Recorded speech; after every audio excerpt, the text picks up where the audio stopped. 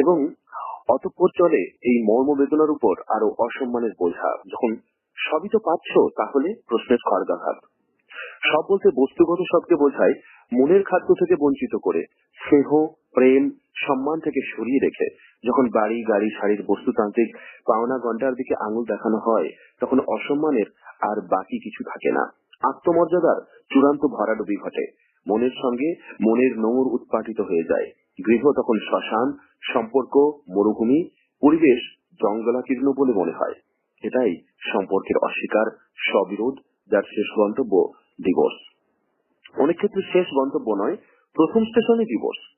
নির্ভর করবে প্রতিজনের ত্রিবিধি স্ব এর প্রাধান্য অপ্রাধান্যের উপর।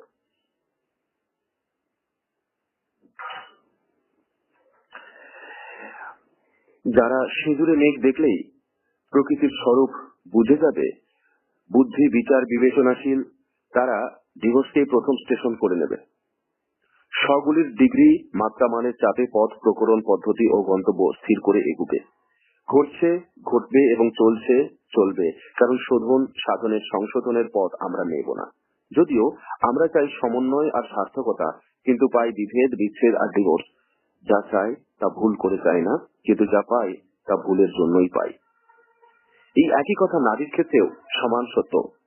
যা সে চায় তা ভুল করে চায় না, কিন্তু যা সে করে, যা সে ভাবে এবং পায়, তা ভুলের জন্যই ভাবে, ভুলের জন্যই করে এবং পায়। যখন আইন ছিল না, তখন পীড়নকারী সমাজ সংস্কার ছিল। নারীকে সেই সম্ভাব্য পীড়ন থেকে মুক্তি দিতে যে আইন প্রণীত হলো, তা তিনটি ভাবে কারণে ভ্রান্ত বলে প্রমাণিত হলো। এক, আইনটি বা আইনগুলি সদর্থক না হয়ে নেতিবাচক হয়ে প্রণীত হলো, অর্থাৎ শাস্তি প্রদানের বৈজ্ঞানিক দার্শনিক প্রবর্তনার একটিমাত্র যথার্থের ভিত্তিতে প্রণীত আইন তাই ব্যক্তি জীবনে ব্যর্থ হয়ে উঠতে বাধ্য হলো। রিফর্মেটিভ, এডুকেটিভ, ডিস্ট্রিবিউটিভ না হয়ে এক্সাম্পলারি এবং রিট্রিবিউটিভ হয়ে সমাজের স্বার্থ সিদ্ধ করতে চাইল। ব্যক্তি স্বার্থ ঊর্ধ্বতনে বিফল হয়ে গেল। দুই, পুলিশ যুক্ত হয়ে ম্যানিপুলেশনের পথ প্রশস্ত হলো, অর্থাৎ ধান্দাবাজি, ষড়যন্ত্র ইত্যাদির রন্ধ্রপথগুলি খুলে গেল। এবং তিন, সম্পর্ক গঠনের কাজে না লেগে সম্পর্ক ভাঙার কাজে, প্রতিশোধ নেবার বাসনায়, আত্মতৃপ্তির কাজে, অবশ্যই জৈব এর কাজে ব্যবহৃত হতে সুযোগ পেল। নারীর হাতে অস্ত্র তুলে দেওয়া হলো, কিন্তু তাকে সেই অস্ত্র ব্যবহারে প্রশিক্ষিত করে তোলা হলো না। যা প্রতিরক্ষা সুরক্ষার কাজে বাক্য বল হয়ে ব্যবহৃত হলে সুফল ফলত, তাকেই বাহুবলের হাতিয়ার করে নারী নিজের ভবিষ্যৎ এবং অপরের বর্তমান এবং ভবিষ্যৎ নষ্ট ভ্রষ্ট করতে সচেষ্ট হলো। এবং নারী তার শুভাকাঙ্ক্ষীরা সহ মিলে আইনের আবাহনের ঝাঁপ দিয়ে পোকাদের মতো আত্মোপলব্ধির উজ্জ্বল ধ্বংসে মন দিল। সম্বিত ফিরে না এলে এরা সমিত হয়েই চলবে, জ্বালাবে। পয়েন্ট 10, দাম্পত্যের সুরক্ষার পথ সূত্র। বাড়ির সামনে একটি মনোরম সুন্দর বাগান করতে চাই, অথবা ঘরের মধ্যে একটি দাম্পত্য সুন্দর জীবন গড়ে তুলতে চাই। কোনো চায়ের মধ্যে কোনো খাদ থাকে না, চেষ্টা থাকে, প্রত্যাশা থাকে, পরিকল্পনা থাকে, একটি কল্প মধুরের ধারণা থাকে। কিন্তু বাগান করতে গেলে আমার মন মানসিকতা, চেষ্টা, প্রত্যাশা, পরিকল্পনা এবং কল্প সুন্দরের ধারণার সবটাই আমার থাকে, বীজ, মাটি, চারাদের থাকে না। আমার বাসনার রঙে তারা রঙিন হয়, রাঙিয়ে দেয়, অথবা আমারই অক্ষমতার, অদূরদর্শিতার কারণে ম্রিয়মান, মুহ্যমান হয়ে, উষর ধূসর, বিবর্ণ, প্রাণহীন হয়ে নষ্ট ভ্রষ্ট হয়ে যায়। দাম্পত্যের বয়নে, সম্পর্কের মধুরায়নে, জীবনের গঠনে আমি তুমি বলে একটা দ্বিমাত্রিক মন, দ্বিপ্রান্তিক মন, মানসিকতা, চেষ্টা, প্রত্যাশা, পরিকল্পনা এবং কল্প সুন্দরের ধারণা ওতপ্রোত উপস্থিত ক্রিয়াশীল থেকে একটি তাল, বাদ্য, সঙ্গীতের ছন্দ, লয় তৈরি করে তোলার কথা। মুক্ত বাতাসের জন্য তাকে বাইরে যেতে হয়, মুক্ত আকাশের তালাশে তাকে ছাদে যেতে হয়, মুক্ত নৈকট্য উপভোগের জন্য তাকে শান্ত অবিক্ষুব্ধ গৃহকোণ খুঁজে নিতে হয়। বাগান সচল নয়, দাম্পত্য সচল, স্বনিয়ন্ত্রিত, স্বপরিকল্পিত এবং সহৃদ্য। বলার উদ্দেশ্য আর অব্যক্ত নেই। দাম্পত্য সুন্দরকে গঠনে, নির্মাণে, বিনির্মাণে সুন্দর, মধুর, মনোরম করে গড়ে তুলতে হয়, এবং এইটি দুইটি মনের তাল বাদ্যে ঘটে। যেহেতু প্রশ্ন অনিবার্য, কে গড়ে তুলবে? গঠনমান সময়ে বাধা বিঘ্ন বিপত্তিগুলিকে কেমন করে রোধ করবে? প্রশ্ন দুইটি সহজ উত্তরেই তুষ্ট হতে পারে, পুষ্ট হবে না। দুজনে মিলে, সবাই মিলে গড়ে তুলবে, এতে আর বলার কি আছে? দ্বিতীয়ের বেলায়ও তথই বচ। এমন সহজ উত্তর তুষ্ট উত্তরে যারা দাম্পত্যের বিনির্মাণে মন দেবে তারা অচিরেই ভগ্ন মনোরথ হয়ে দিল্লি কা লাড্ডু ঘোষণায় বিপদগামী হবে। কেন এবং কিভাবে এইসব ঘটনা তা বলি। ঘটবে কারণ মন মানসিকতা সঠিক থাকবে না, যেহেতু সঠিকটি কি তাই জেনে বুঝে নিশ্চিত হয়ে নেওয়া হয়নি। চেষ্টা প্রত্যাশায় অহেতুক ভ্রান্তি ঢুকে পড়বে, যেহেতু বহু পথের মধ্যে বিকল্প পদ্ধতিগুলির মধ্যে কোনগুলি অনুসরণযোগ্য তা দুইজনে বসে ভেবে ঐক্যমত্যে পৌঁছানো হয়নি। পরিকল্পনায় ত্রুটি থেকে যাবে, যেহেতু অধিকাংশ ক্ষেত্রেই তা তাৎক্ষণিক হবে, একজনের প্রাধান্যে গঠিত হবে এবং নেগেটিভ প্রতিরোধের বিষয়ে ভেবে রাখা হবে না, এবং কল্পসুন্দরের যে ধারণা সেইটি নিজ নিজ ভাবে নিজ নিজ রঙে ঢঙে ছোপানো হবে, যৌথ মতে মনে ভাবনায় হবে না। প্রতিটি বাক্যাংশ ক্ষেত্রে যে হয়নি, হবে না, হবেগুলি আছে, তা সব সময়ই সকল ব্যক্তির বেলায় ডিগ্রি মাত্রায় হিসেব বিচার করে বুঝতে হবে, কারো বেশি কারো কম সেই ডিগ্রির মাপে। এই কেন ঘটবে উত্তর একটু অন্যভাবেও দেওয়া যাক। ঘটবে কারণ দুপক্ষের কেউই নিজ নিজ চিন্তা ভাবনা বিচার বিবেচনার পরিশীলন পরিমার্জন সংশোধন পুনর্নির্মাণ ঘটাবে না। উপরন্তু নিজেরা সর্বজ্ঞ বোধে যা জানার বোঝার তার সবই জানি বুঝি প্রত্যয়ে ভুলের পর ভুল করে যাবে, অথবা অন্য কোনো অজ্ঞ অশিক্ষিত সর্বজ্ঞ ব্যক্তির কাছে চিন্তা ভাবনা ধার করতে ছুটবে এবং ভ্রান্তিকে বিভ্রান্তিতে ঠেলে নিয়ে যাবে, অথচ কোনো বিশেষজ্ঞ পেশাগত কাউন্সিলরের দ্বারস্থ হবে না। ঘটার দ্বিতীয় কারণ, এরা নিজ নিজ আবেগ অনুভবের নিয়ন্ত্রণ করবে না, দেহ ভাষায় কণ্ঠ কথায় প্রকাশ করে ধাপে ধাপে আচরণের আগুনকে নির্বাপনে অসাধ্য করে তুলবে। মনান্তর মতান্তরকে সম্ভাব্য সমন্বয়ের বিকল্পে সামঞ্জস্য না দিয়ে বিভেদের বীজ বুনে চলবে এবং নিজেদের মধ্যে সীমাবদ্ধ রেখে পরে কোনো সময়ের সম্ভাব্য মতৈক্যের জন্য আপাতত স্থগিত রেখে সময়ের হিলিং এফেক্ট এর বা সময়ের শান্ত মলমের প্রলেপের অপেক্ষা না করেই অন্যজন পরজনের হস্তক্ষেপ চাইবে অথবা হস্তক্ষেপকে প্রতিরোধ করবে না। ফলে যা ছিল, যা থাকার কথা দুইজনের মধ্যে তাকে আবেগের আগুনে জ্বলন্ত করে তুলবে, সমাধান অযোগ্য করে তুলবে, কারণ তখন আর ব্যাপারটি বা ব্যাপারগুলি দুইজনের মধ্যে থাকেনি, ছড়িয়ে গেছে, দাম্পত্য বৃত্ত ছাড়িয়ে পারিবারিক বা সামাজিক হয়ে গেছে। ঘটার তৃতীয় কারণ, চাহিদার বৈচিত্র্য ও বিভেদ। চাহিদার কামনা বাসনা ইচ্ছার দ্বন্দ্ব সংঘাত। নিজ নিজ চাহিদার বাস্তবানুগ স্থান কাল পাত্রানুগ তালাই বাছাই করার প্রাথমিক প্রক্রিয়াটি কাজ করবে না, করে না বলে প্রতিটি চাহিদা নিজের কাছে শতাংশ অ্যাবসলিউট বলে মনে হবে, কিন্তু অপরজনের কাছে তার স্থানাঙ্ক মূল্যাঙ্ক অন্যরকম হবে। তখন দ্বন্দ্ব সংঘাত বিভেদের সূচনা করবে, কারণ শান্ত ধীর বিচার বিবেচনার সাবলিমেশনের প্রথা প্রকরণের জানাশোনাই নেই। যা আছে তা আরোপ, আদেশ নির্দেশ এবং অবশ্যই শাস্তিদানের ইচ্ছা, শাস্তিদানের প্রকরণ প্রহরণ। প্রতিটি অঙ্কই এক একটি সমস্যা, ধারণাগত তাত্ত্বিক কনসেপচুয়াল সমস্যা। সেই সমস্যার সমাধানে মত বিভেদ হলেও তা অচিরেই নির্বাপিত হয়ে যায়, কারণ একটি মাত্র সমাধানই উত্তরই সিদ্ধ, অন্যগুলি নয়। বাস্তব জীবনে চাহিদায় বাধা পড়লে সমস্যা দেখা দেয়। একটি মাত্র উত্তরই আছে যা সমাধানের, তা কখনোই নয়। শত শত বিকল্প পথ উত্তর আছে যা গুণে মাত্রায় আলাদা আলাদা সমাধানের ইঙ্গিত দেয়। তাই বাস্তব জীবনে গন্তব্য সমাধানে একটি মাত্র পথই আছে এমন মনে করে যে বিভেদ বৈপরীত্য তা অত্যন্তই অযৌক্তিক, অবাস্তব। কিন্তু স্বামী বা স্ত্রী এই মূল বিষয়টি বিস্তৃত হয়ে অথবা না জেনে বিভেদের বীজ বুনতে থাকে। প্রথম সূত্র, উদ্দেশ্যমুখী বিকল্প খোঁজো। তাহলে কে দাম্পত্যে সুসম্পর্কটি গড়ে তুলবে? প্রশ্নের উত্তরে প্রথম সূত্রটি পাওয়া গেল, নিজ নিজ ভাবনা চিন্তা যুক্তি বিচারকে পুনর্নির্মাণ করতে হবে এমন ভাবে যে উদ্দেশ্য লক্ষ্যটি হবে সুসম্পর্ক গঠন।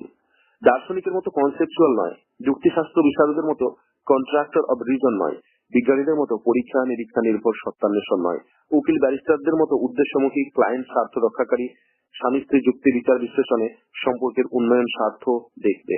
বাস্তবোচিত হবে, মিডল পথ নেবে, বিকল্প খুঁজে খুঁজে সমাধান ঘটাবে। এই প্রথম সূত্রটির প্রথম অনুসিদ্ধান্ত সেই সব যুক্তি বিচার ভাবনার সবই বাতিল যা সুসম্পর্কটির পরিপন্থী। সে দার্শনিক, সামাজিক, পারিবারিক, যৌক্তিক, বৈজ্ঞানিক যাই হোক না কেন তা বাতিল, কারণ বাস্তব জীবনে দাম্পত্যে দাম্পত্যের সুন্দর একমাত্র প্রতিষ্ঠিতব্য সত্য বাতিল হবে অযৌক্তিক, অন্যায়, বেঠিক বলে নয়, অপ্রয়োজনীয়, অপ্রযোজ্য বলে, দুইজনের সম্মতি নেই বলে।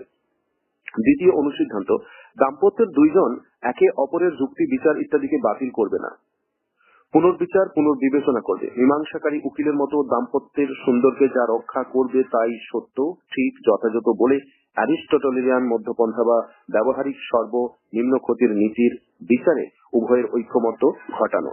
ক্ষতি ঘটবে ব্যক্তির, কিন্তু লাভ হবে সম্পর্কের। দাম্পত্যের ব্যক্তিগত লাভ ক্ষতি না দেখলে সামাজিক পারিবারিক লাভটা বেশি উজ্জ্বল দেখাবে। দাম্পত্যে অনেকটা দুই শিল্পীতে, দুই সাহিত্যিকে মিলে কোনো কিছু রচনা করা, কোনো সম্পর্ক, কোনো ছবি, কোনো গল্প, উপন্যাস।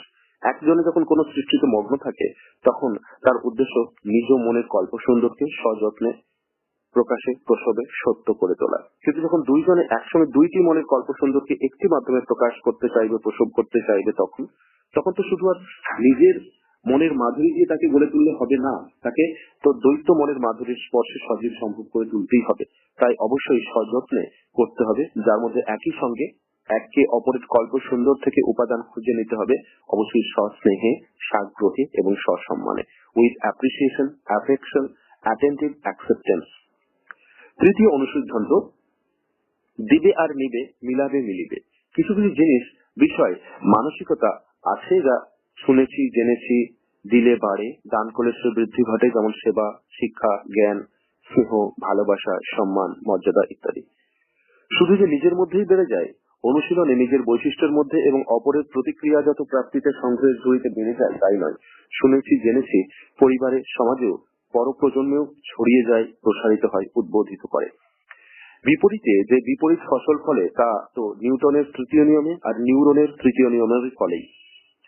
এখানে দুইটি বিষয় মনোযোগ চাইছে। এক, সকল মত, পথ, চিন্তা, ভাবনা ইত্যাদি বিভিন্ন মাত্রামাপের সঠিক সত্য গ্রাহ্য, অর্থাৎ নীতির ভাষায় কোনো মত, পথ ইত্যাদি শতাংশ সঠিক সত্য গ্রাহ্য নয়, বাস্তব ব্যবহারিক জীবনে নয়, গণিতের এলাকায় অন্যরকম হয়। দুই, স্বামী বা স্ত্রীর চিন্তা ভাবনা, মতামতের মধ্যে বিভিন্ন মাত্রামাপে যে গ্রাহ্য অংশ আছে তাকে মেনে নিয়ে অধিকতর মাত্রামাপের গ্রাহ্য অংশ খুঁজলে হয়। নীতির ভাষায় দাম্পত্যে একে অপরের মতের নস্যাৎ করা, বাতিল ঘোষণা করা অনুচিত, এবং এই মনোযোগের মধ্যে যদি ইতিপূর্বে বলা একটি কথাকে যোগ করে নিই, দাম্পত্যের যুক্তি, উকিলের যুক্তি, মধুর সুন্দরের বাঁচানোই যুক্তির উদ্দেশ্য, তাহলে সম্পর্ক গঠনের দ্বিতীয় সূত্রটির উপাদান সন্ধান পায়। দ্বিতীয় সূত্র, মনোযোগী হও এবং হৃদ্য শ্রোতা হও, শান্ত মনে সস্নেহে শোনো, প্রতিবর্তে একাগ্র ও শান্তভাবে যা বলার তা বলো, ঐকান্তিক হও। কেন ধৈর্যশীল, শান্ত শ্রোতা বক্তা হতে হবে? নীতির ভাষায় হবে কারণ কোনো মনেই যেন কোনো ব্যথা, যন্ত্রণা, বিরক্তি, তিক্ততা না জন্মায়, যেন শ্রোতার সম্পূর্ণ মনটি ছোঁয়ায়, পূর্ণ প্রকাশের অনুভবটি ঝিরঝিরে মুক্ত বোধ করে। বক্তার মনের কষ্ট, গ্লানি, দুঃখ যেন সবটা খুলে মেলে সন্তোষ পায়। সদর্থক ভাষায় হতে হবে, কারণ মনের সঙ্গে মনের সেতু বন্ধনটি দৃঢ় হবে। শেয়ারিং এর অনুভূতি তন্ময় করে তুলবে। ক্যাথারসিস বা মনোকষ্ট, মনের বর্জ্য অনুভবগুলো বেরিয়ে গিয়ে একটা শান্ত স্নিগ্ধ বোধ মনকে সহজ করে তুলবে, গ্রহণক্ষম, সহ্যশীল এবং নম্র করে তুলবে। কিন্তু শ্রোতা কি বক্তার সব কথা মেনে নেবে? গ্রহণযোগ্য না হলেও কি সবকিছু স্বীকার করে নেবে? কথাবার্তা, আলাপ আলোচনা, বিচার বিশ্লেষণগুলি শান্ত, ধীর, অনুত্তেজিত হবে, কিন্তু সিদ্ধান্তটি হবে যৌথ, দুজনের ঐক্যমত্যে ঘটবে। কেমন করে হবে? হ্যাঁ না বৈপরীত্য ঘটতেই পারে, তখন কিভাবে ঐক্যমত্য সম্ভব হবে? এখানেই সূত্রটি প্রথম অনুসিদ্ধান্তটি প্রয়োগ করবে। অনুসিদ্ধান্ত 1, হ্যাঁ হ্যাঁ, ইয়েস ইয়েস, তুমি যা বলেছো তাই হবে, তুমি ঠিকই বলেছো ইত্যাদি শব্দে ভঙ্গিতে প্রকাশ করবে, যখন মেনে নেওয়াটা উভয়ত সিদ্ধ, গ্রহণযোগ্য, কোনো ক্ষতির কারণ নেই। কিন্তু যদি তেমন না হয়, যদি মেনে নেওয়া না যায়, যদি সম্ভাব্য ক্ষতির কারণ থাকে, তাহলে দ্বিতীয় অনুসিদ্ধান্তটি প্রয়োগ করবে। অনুসিদ্ধান্ত 2, হ্যাঁ কিন্তু ঠিকই বলেছো, তবে তোমার কথাটা যুক্তিযুক্ত, কিন্তু বলে সেই কিন্তু বাট হাউ এর ভিতর বিষয়ে তোমার ভাবনা, চিন্তা, শান্ত বিশ্লেষণে, তথ্য ঘটনার উল্লেখে তাকে বলবে এবং ভেবে দেখার জন্য নিজের সময় নেবে, তাকেও সময় দেবে, পুনর্বিবেচনা করে প্রস্তাবটিকে সম্ভাব্য পরিবর্তন সহ পেশ করতে বলবে, অর্থাৎ বলটিকে তার কোর্টে স্থাপন করবে। প্রথম ও দ্বিতীয় অনুসিদ্ধান্ত অনুসরণ করলে মনোকষ্ট, বিভেদ, মতানৈক্য ঘটবে না। তাৎক্ষণিকভাবে শান্ত মন ও বিচারশীল যুক্তি বুদ্ধি ক্রিয়াশীল থাকবে। আবেগ উত্তেজনা ঘটবে না। জেদ, বায়না, আক্রমণাত্মক মনোভাবগুলি তৈরি হবে না, বরং উভয় পক্ষই অন্যান্য সম্ভাব্য বিকল্পগুলি নিয়ে ভাবনা চিন্তা করবে। গ্রহণযোগ্য কোনো বিকল্প বেরিয়ে আসবে, আসার সুযোগ ঘটবে এবং তখন এক কাপ চা সহযোগে সেই পরিবর্তিত বিকল্প সিদ্ধান্ত থেকে উপভোগ করা যাবে। অনুসিদ্ধান্তদ্বয় একই সঙ্গে সমস্যার সমাধানে সাবলীল হবে এবং সম্ভাব্য ব্যাড ব্লাড, বিরক্তি, জেদ, তিক্ততার বীজ বপনে অক্ষম হয়ে যাবে। বিন্দু বিন্দু বাড়িকণা জড়ো হওয়া নস্যাৎ করে দিয়ে ভবিষ্যৎ সিন্ধুর সম্ভাবনাকে বাতিল করে দেবে। একটি তৃতীয় অনুসিদ্ধান্ত আছে যা অনেকেই অনুসরণ করে, কিন্তু তা না করার কথা, কারণ সেইটি নেতিবাচক, বিষকুম্ভ, সর্বনাশের উৎস। 3. কখনোই না, অসম্ভব, কি করে তা হবে, বা নো নেভার, বেঁচে থাকতে নয়, হতে দেব না ইত্যাদি বাক্যে দেহভাষায় প্রকাশ পায়। এই ধরনের প্রতিক্রিয়া সূত্রটির বিরোধী, মনোবিজ্ঞান সম্মত নয়। নিউটন নিউরন নিয়মের পরিপন্থী এবং সমস্যাকে বিষয় থেকে বিষয়ান্তরে ঠেলে নিয়ে বিচার বিবেচনার বিষয় থেকে সরিয়ে নিয়ে আবেগ উত্তেজনার শিকারে পরিণত করে, আর তাই ভবিষ্যৎ সিন্ধুর বা মরুভূমির গোড়াপত্তন করে। অপরিহার্য, অনাকাঙ্ক্ষিত বিষকুম্ভ পরিহার্য, কিন্তু একটু ভূমিকা না করে তৃতীয় সূত্রটির উল্লেখ করা যাবে না। তাই 2টি অনুচ্ছেদ চাই। দাম্পত্যের একান্ত বৃত্তে সম্পর্কের জৈব ভিত্তি যৌন জীবন, পারিবারিক স্থাপত্যটি বিশ্বস্ততা, সামাজিক গন্তব্যটি বিনয়, সাংস্কৃতিক প্রস্তুতিটি রুচিশীলতা এবং সমগ্র সম্পর্কটির স্বাস্থ্য সুস্থতার মূলে থাকে স্নেহ, ভালোবাসা, সংবেদনশীলতা, যা দাম্পত্যের সর্বকর্ণে, চেতনায়, চিন্তনে নিয়ন্ত্রকের ভূমিকায় কাজ করার কথা। দ্বৈত জীবনের নিজ নিজ স্বভাবের সব বৈশিষ্ট্যের এবং ব্যক্তিত্বের প্রভাবে উপরে বলা প্রতিটি উপাদানের ক্ষেত্রেই বিভেদ, বৈপরীত্য স্বাভাবিকভাবেই প্রকাশ পায়, কারণ এর সবগুলি বিষয়গত, সাবজেক্টিভ, ব্যক্তি সাপেক্ষ ব্যাখ্যা তাৎপর্যের শিকার। বায়োফিজিক্যাল, সাইকোলজিক্যাল কারণে যৌন চেতনা, চাহিদা প্রকৃতি একরকমের হয় না বলে, সম্পর্ক গঠনের, বিনির্মাণের কোন সূত্রই ব্যবহার করি না বলে, জেনে অথবা না জেনে, এবং পূর্বে উল্লেখিত যাবতীয় নষ্টকারী প্রভাবের কারণের প্রভাবে যৌন ভিত্তি বাধাপ্রাপ্ত হয়, নড়ে চড়ে যায়, চির ফাটলে ক্রমশ পলকা হয়ে যায় এবং তাই ধ্বংসের মুখে পড়ে। একইভাবে, একই কারণে, একই প্রতিক্রিয়ায় বিশ্বস্ততা মার খায়। সন্দেহ, সমালোচনা, আক্রমণ, আঘাত পারিবারিক স্থাপত্যের মূল গন্তব্যে কুঠারাঘাত করে। বিনয় বিতাড়িত হয়ে কর্কশ কণ্ঠ এবং বিদ্বেষী দেহভাষা প্রকট হয়ে ওঠে। রুচিশীলতা বহু প্রকারের আক্রান্ত হয়ে শনৈ শনৈ বায়স প্রকৃতিতে পরিবর্তিত হয়ে যায় এবং স্নেহ, ভালোবাসা, সংবেদনশীলতা অচিরেই কর্পূর হয়ে যায়। কিন্তু এমন যাওয়াগুলি অনিবার্য নয়, নিবারণযোগ্য, প্রতিকারযোগ্য, সাধনযোগ্য। কিভাবে? এই প্রশ্নের উত্তরে আছে আমাদের তৃতীয় সূত্রটি। তৃতীয় সূত্র স্বপরিকল্পনা ও স্বপরিচালন, সেলফ ইনস্ট্রাকশন ও সেলফ প্রম্পট।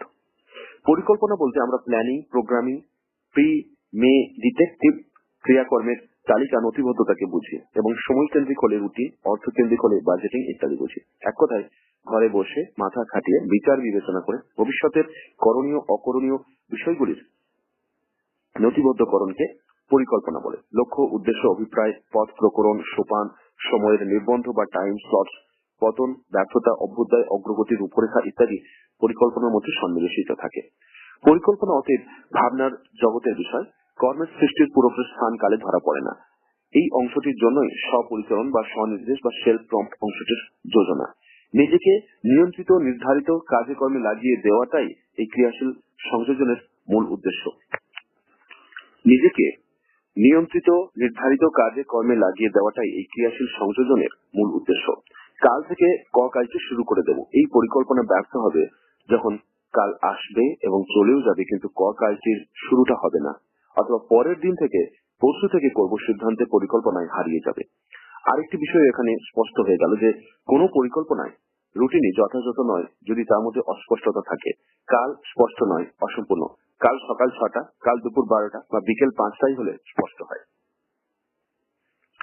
সূত্রটির স্ব অংশের ব্যাখ্যা বিশ্লেষণ না করলে মূল উত্থাপিত প্রশ্নের উত্তরে যাওয়া যাচ্ছে না। প্রশ্নটি ছিল কিভাবে নিবারণযোগ্য, সাধনযোগ্য ইত্যাদি।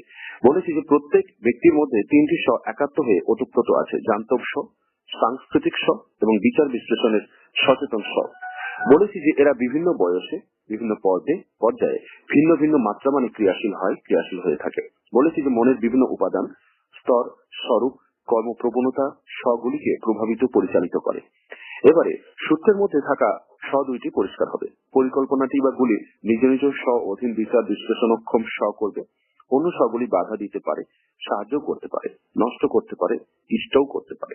তাই তাদের সম্পর্কে হুঁশিয়ার থাকা চাই, বিশেষ করে সেলফ প্রম্পটের স্ব এর বেলায়, কারণ ওই সঠিক কাজটি বা কাজগুলিকে সময়, স্থান, পাত্র অনুযায়ী সফল করবে। যদিও অন্য স্ব দুটির বিষয়ে বাধা, সাহায্য, নষ্ট, ইষ্ট করতে পারে বলেছি, তবুও বলে রাখা দরকার যে ওরা সাধারণত অভ্যস্ত স্বভাবজ কারণে বাধা নষ্ট করতেই বেশি তৎপর থাকে। তৃতীয় স্ব এর পুণ্যে সমগ্র স্ব এর পুণ্য ঘটে, না হলে নষ্ট, না হলে অনিষ্ট বাড়ে, না হলে মানে অন্য স্ব এর তুষ্টি পুষ্টিতে জৈব তৃপ্তি বা অহং পুষ্টি ঘটে। তাই তারা তৃতীয় স্ব এর কাজকর্মে বাধা দিয়ে আলস্যের আনন্দে বা গোবধে আনন্দে মশগুল হয়ে পড়ে। নিজের তৃতীয় স্ব এর ক্ষতি করে, যাত্রা ভঙ্গ করে নিষ্কর্ম আনন্দ ভোগ করতে চায়। ঘুম থেকে ভোর 5টায় উঠে ব্যায়ামে যাওয়ার কথা ভাবুন, না উঠতে না যেতে কিসব কাণ্ডই না করতে থাকে।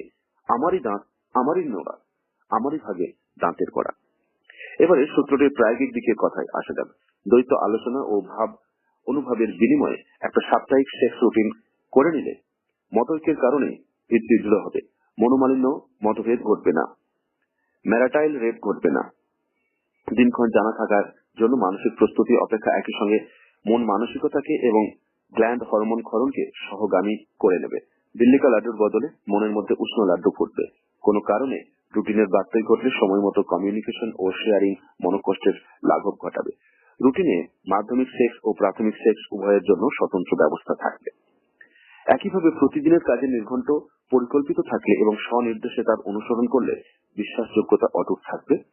পারিবারিক দশকর্ম পদ্ধতিকেও যদি স্থানে, কালে, পাত্রে নির্দিষ্ট নিশ্চয় করে রাখা যায় এবং স্বনির্দেশে অনুসরণ করা যায়, তাহলে পারিবারিক স্থাপত্যে চির ধরবে না এবং সবকিছু মসৃণ, সচল, স্নেহসিক্ত হয়ে কোকিল কণ্ঠের সুর আর দেহ ভাষার নান্দনিক প্রকাশ স্বাভাবিক হবে। মনের দক্ষিণ দুয়ার খোলা থাকবে, বলতে হবে না, তাই ভালো লাগা বোধের বাতাস বহমান থাকবে। অনুসিদ্ধান্ত 1, মনটিকে খোলামেলা রাখা। সূত্রটির তখনই সফল প্রয়োগ ঘটবে যখন মনটি খোলা থাকবে। খোলা থাকবে মানে পারস্পরিক মত বিনিময় ঘটবে, পরমত সহিষ্ণুতা পথ দেখাবে, বিকল্প অনুসন্ধানে আগ্রহ থাকবে, আনন্দ, শান্ত, তৃপ্তি, মাধুর্য লক্ষ্য হবে। নীতির ভাষায় ইগো পথ রোধ করবে না, কাউকে ছোট, বুদ্ধিহীন, মূর্খ বলে ভাববে না, হেরে যাওয়ার মানসিকতা কাজ করবে না, অধিকার কর্তব্যের ধমকটি রক্তচক্ষু প্রকাশ পাবে না। খোলামেলার দ্বিতীয় মানে পারস্পরিক রুটিন ও নৈকট্য ঘটানো। সকালে 10-15 মিনিট কোন উষ্ণ পানীয় সহ সেই দিনের কর্মকাণ্ডের সংক্ষিপ্ত বিবরণ থাকবে প্রধান বিষয়। রাত্রে কম বেশি 40 মিনিট যখন মন মানসিকতার লেনদেন, ভাবনার সমস্যার প্রকাশ এবং অথবা মাধ্যমিক সেক্স নৈকট্য যদি মন করে। খোলামেলা মনের তৃতীয় অর্থ মাথা ঠান্ডা রাখা। বাড়িতে প্রবেশের সময় এবং বেরিয়ে যাওয়ার সময় মন, মাথা, মেজাজটি মেন ফ্রিজ থেকে বের করার মতো থাকে। প্রধানত দিনান্তের ঘর্মাক্ত মন, মাথা, মেজাজকে ঘরের বাইরে রেখে, সিল্ড প্যাকেটেড অ্যান্ড ডেফার্ড রেখে মুখে হাসিটি লাগিয়ে ঝুলিয়ে প্রবেশ করবে। এটা নাটক নয়, প্রেজেন্টেশন, উপস্থাপন বলেই করতে হবে। অর্থাৎ বাইরের টেনশন ভিতরে ঢোকাবে না। সেই সেলফ ইনস্ট্রাকশন এবং সেলফ প্রম্পট এর ব্যবহারিক প্রয়োগ। এটা কৃত্রিম বা কপট বলে প্রতিবাদের কারণ নেই। কৃত্রিমতা বা কপটতা এখানে নেই।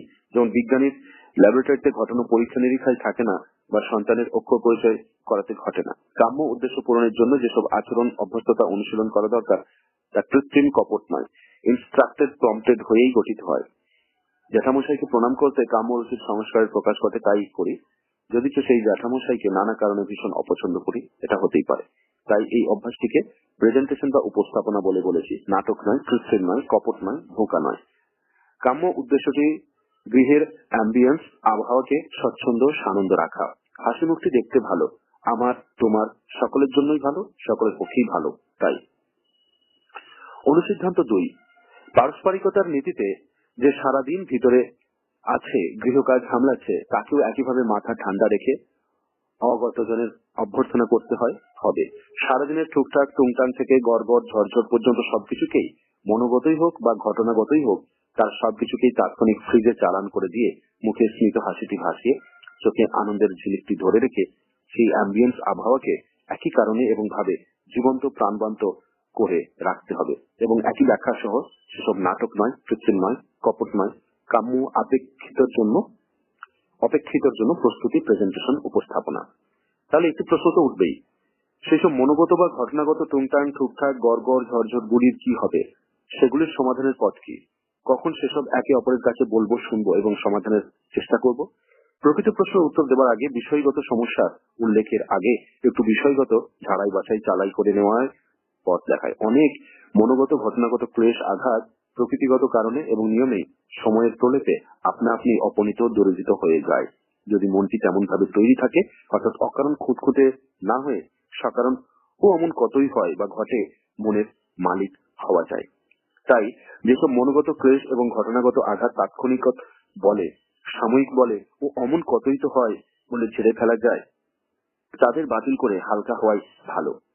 তখনও ব্যথা বেদনার ঝুড়িতে যারা থেকে গেল, ঝেড়ে ফেলা গেল না, তাদের অবশ্যই বলতে হবে, শুনতে হবে, সমাধানের পথ খুঁজতে হবে। ইতিপূর্বে যা ইঙ্গিতে বলেছি, এবারে তাকে অনুসিদ্ধান্ত হিসেবে তুলে ধরছি। অনুসিদ্ধান্ত 3, যৌথ রুটিনের দিনান্ত 40 মিনিটের নৈকট্য কালে এবং অথবা রবিবার ছুটির দিনে সান্ধ্য 2-3 ঘন্টার অবসর কালে অন্যান্য ব্যক্তিগত, পারিবারিক, সাংস্কৃতিক দায় দায়িত্ব পালনের রুটিন রেখে, কখনো দায় দায়িত্বের পালনের, কখনো বা শুধু আমরা দুজনের অনুভবে আবাহন করার জন্য অথবা সমস্যা সমাধানের বিচার বিশ্লেষণে লাগানো যাবে। রোজ রোজ পিন সুচ নিয়ে না বসে সেই কাগজ কাপড় জোড়ায় সারাই করতে, খোঁচা না দিয়ে না খেয়ে যদি একদিন এক সময়ে সবই জোড়াই সারাই করার চেষ্টা করি, তাহলে দিনগুলো বাঁচে, ছুটিটা কাজের হয়, অথবা রোজকার কাজ রোজ মিটিয়ে নিলে জমা হয়ে ভারী হয়ে ওঠে না। অবস্থা বুঝে ব্যবস্থা করার নীতিটি গ্রাহ্য। সমস্যা বিষয় নোট করা থাকলে ভুলবে না, হারাবে না। সূত্রগুলি স্মরণে রাখলে পরিষ্কার হয়ে যাবে যে অলিম্পিকের নীতির সঙ্গে একটি অ্যাডেন্ডাম সংযোজন সার্থকতাকে এনে দেবে। Not to win but to participate plus to solve the problem হবে। মোটো অর্থাৎ আলোচনা করব জয়ী হতে নয়, আমার অংশ দায় অনুসরণে সমাধানের বাসনায়। কিভাবে এটা সম্ভব তা ব্যাখ্যা বিশ্লেষণ করে আগেই বলেছি, যথাযোগ্য বিকল্প অনুসন্ধান ও গ্রহণের মাধ্যমে যার অনুসরণ শান্তি, আনন্দ ও মধুরকে অর্জনে সহায়ক হবে। আর এই পদ্ধতিতে দুইটি সুফল পাওয়া যাবে। এক, বিন্দু বিন্দু অশ্রুকণারা জমা হয়ে সিন্ধু বানাবে না, অথবা বিন্দু বিন্দু ঘটনার বালুকণা তৈরি হবে না, যার বেশিটাই মা বাবার দৈত্য প্রকৃতি থেকে রসদ সংগ্রহ করে গড়ে ওঠা, বেড়ে ওঠা। দাম্পত্য সম্পর্কের স্নেহময়, ভালোবাসাময়, সংবেদনশীল আবহাওয়ায় সন্তান লালিত পালিত হবে মা ভয়। চতুর্থ সূত্র, হস্তক্ষেপ, নাক গলানো রোধ করো। দাম্পত্য বৃত্তে বাইরের হস্তক্ষেপ, নাক গলানো রোধ করবে এবং অস্থানে কুস্থানে যে কোনো মতদ্বৈধের মনান্তরের জন্য পথের সন্ধানে যাবে না। একই বিষয়ের দুটো দিক, অনাকাঙ্ক্ষিত হস্তক্ষেপ, নাক গলানো, আর কাঙ্ক্ষিত প্রার্থিত পরামর্শ গ্রহণ। প্রথমে বৃত্ত সম্পর্ক ও বৃত্ত ভেদাভেদটি বুঝে নিতে হবে। ব্যক্তি এক একটি ব্যক্তিত্ব বিন্দু পরিধি বৃত্ত অস্তিত্ব। দাম্পত্যে এরকম দুইটি ব্যক্তি নিজ নিজ বিন্দু পরিধি ব্যক্তি সহ একটি যৌথ বৃত্ত বিন্দু পরিধি ব্যাপ্তির মধ্যে সকৃত মননে বাসনায় দাম্পত্য বৃত্ত গঠন করে নিতে চায়। এই গঠনমান দ্বি ব্যক্তি বৃত্তের মধ্যে কিছু কিছু এলাকায় অভেদ বা মিল থাকে, কিছু কিছু এলাকায় অমিল ভেদ স্পষ্ট হয়ে প্রকাশিত থাকে এবং কিছু কিছু এলাকায় এ বিষয়ে অস্পষ্টতা, সিদ্ধান্তহীন ভাবে ভেবে না দেখার ধোঁয়া ভাব থাকে। অভেদ বা মিলের এলাকা বিষয়ে আনন্দ, উচ্ছ্বাস, সুখ প্রকাশ পায়। বিভেদ বৈপরীত্যের বিষয়ে এলাকায় কি উপায়ে সামঞ্জস্য সমন্বয় ঘটানো হবে তা বিস্তারিত বলবো। আর অনেক সহজে সংঘাত সংঘর্ষ এড়িয়ে অস্পষ্টতার এলাকায় ঐক্যমত্যে পৌঁছানো যায়। এই দাম্পত্য বৃত্তে অতএব হস্তক্ষেপ, নাক গলানোর ব্যাপারটা থাকবে না, কারণ সকৃত মননে বাসনায় সমন্বয় সামঞ্জস্য ঘটানোর গ্রাহ্য বিকল্পের অনুসন্ধানে ঐক্যমত্য গঠন এদের উকিলি যুক্তি উদ্দেশ্য হবে। মতানৈক্য স্বাভাবিক, মতৈক্য অর্জনেও। দ্বিতীয় প্রধান বৃত্তটি দম্পতির মা বাবা, শ্বশুর শাশুড়ি অর্থাৎ পুত্রের মাতা পিতা, পুত্র পুত্রবধূর দাম্পত্য বৃত্তটি একটি পুরনো এবং অন্য বৃত্তের মধ্যে, যেখানে একসঙ্গে একই গৃহে থাকে, অথবা অন্য সেই বৃত্তের নৈকট্যে দূরত্বের প্রভাবে প্রভাবিত হয়ে থাকে, যেখানে অন্যত্র কাছে বা দূরে থাকে। মা বাবা মিলে একটি স্বতন্ত্র বৃত্ত, যদিও তারা তেমনটি মনে করে না এবং অনেক পুত্র পুত্রবধূও তেমন ভাবে ভাবে না, যদিও এবং নানাভাবে সম্পর্কিত ইনক্লুসিভ বৃহত্তর বৃত্ত এই অংশের উপরই জোরটি থাকে এবং সুতরাং অর্ধ সত্যের মার খেয়ে মরে। পূর্বগত দাম্পত্য বৃত্ত এবং সেই বৃত্ত মধ্যস্থ ব্যক্তিগণ শ্বশুর শাশুড়ি যখন চিন্তা বিচারে আবেগ অনুভবে চাওয়া পাওয়ায় ক্রমাগত সেই অর্ধাংশ সত্যের কারণে ভুল করতে থাকে, তখনই হস্তক্ষেপ নাক গলানোগুলি করতে থাকে। স্বাধীনতা দিয়ে নিম্ন দাম্পত্য বৃত্ত জীবনকে যে স্বাধীনতা নিজেদের ঊর্ধ্ব দাম্পত্যের বৃত্তের ভোগ করার কথা, তা এ পক্ষ ও পক্ষ কোনো পক্ষই পরিষ্কার করে ভাবে না এবং সুতরাং অনুসরণ করে না।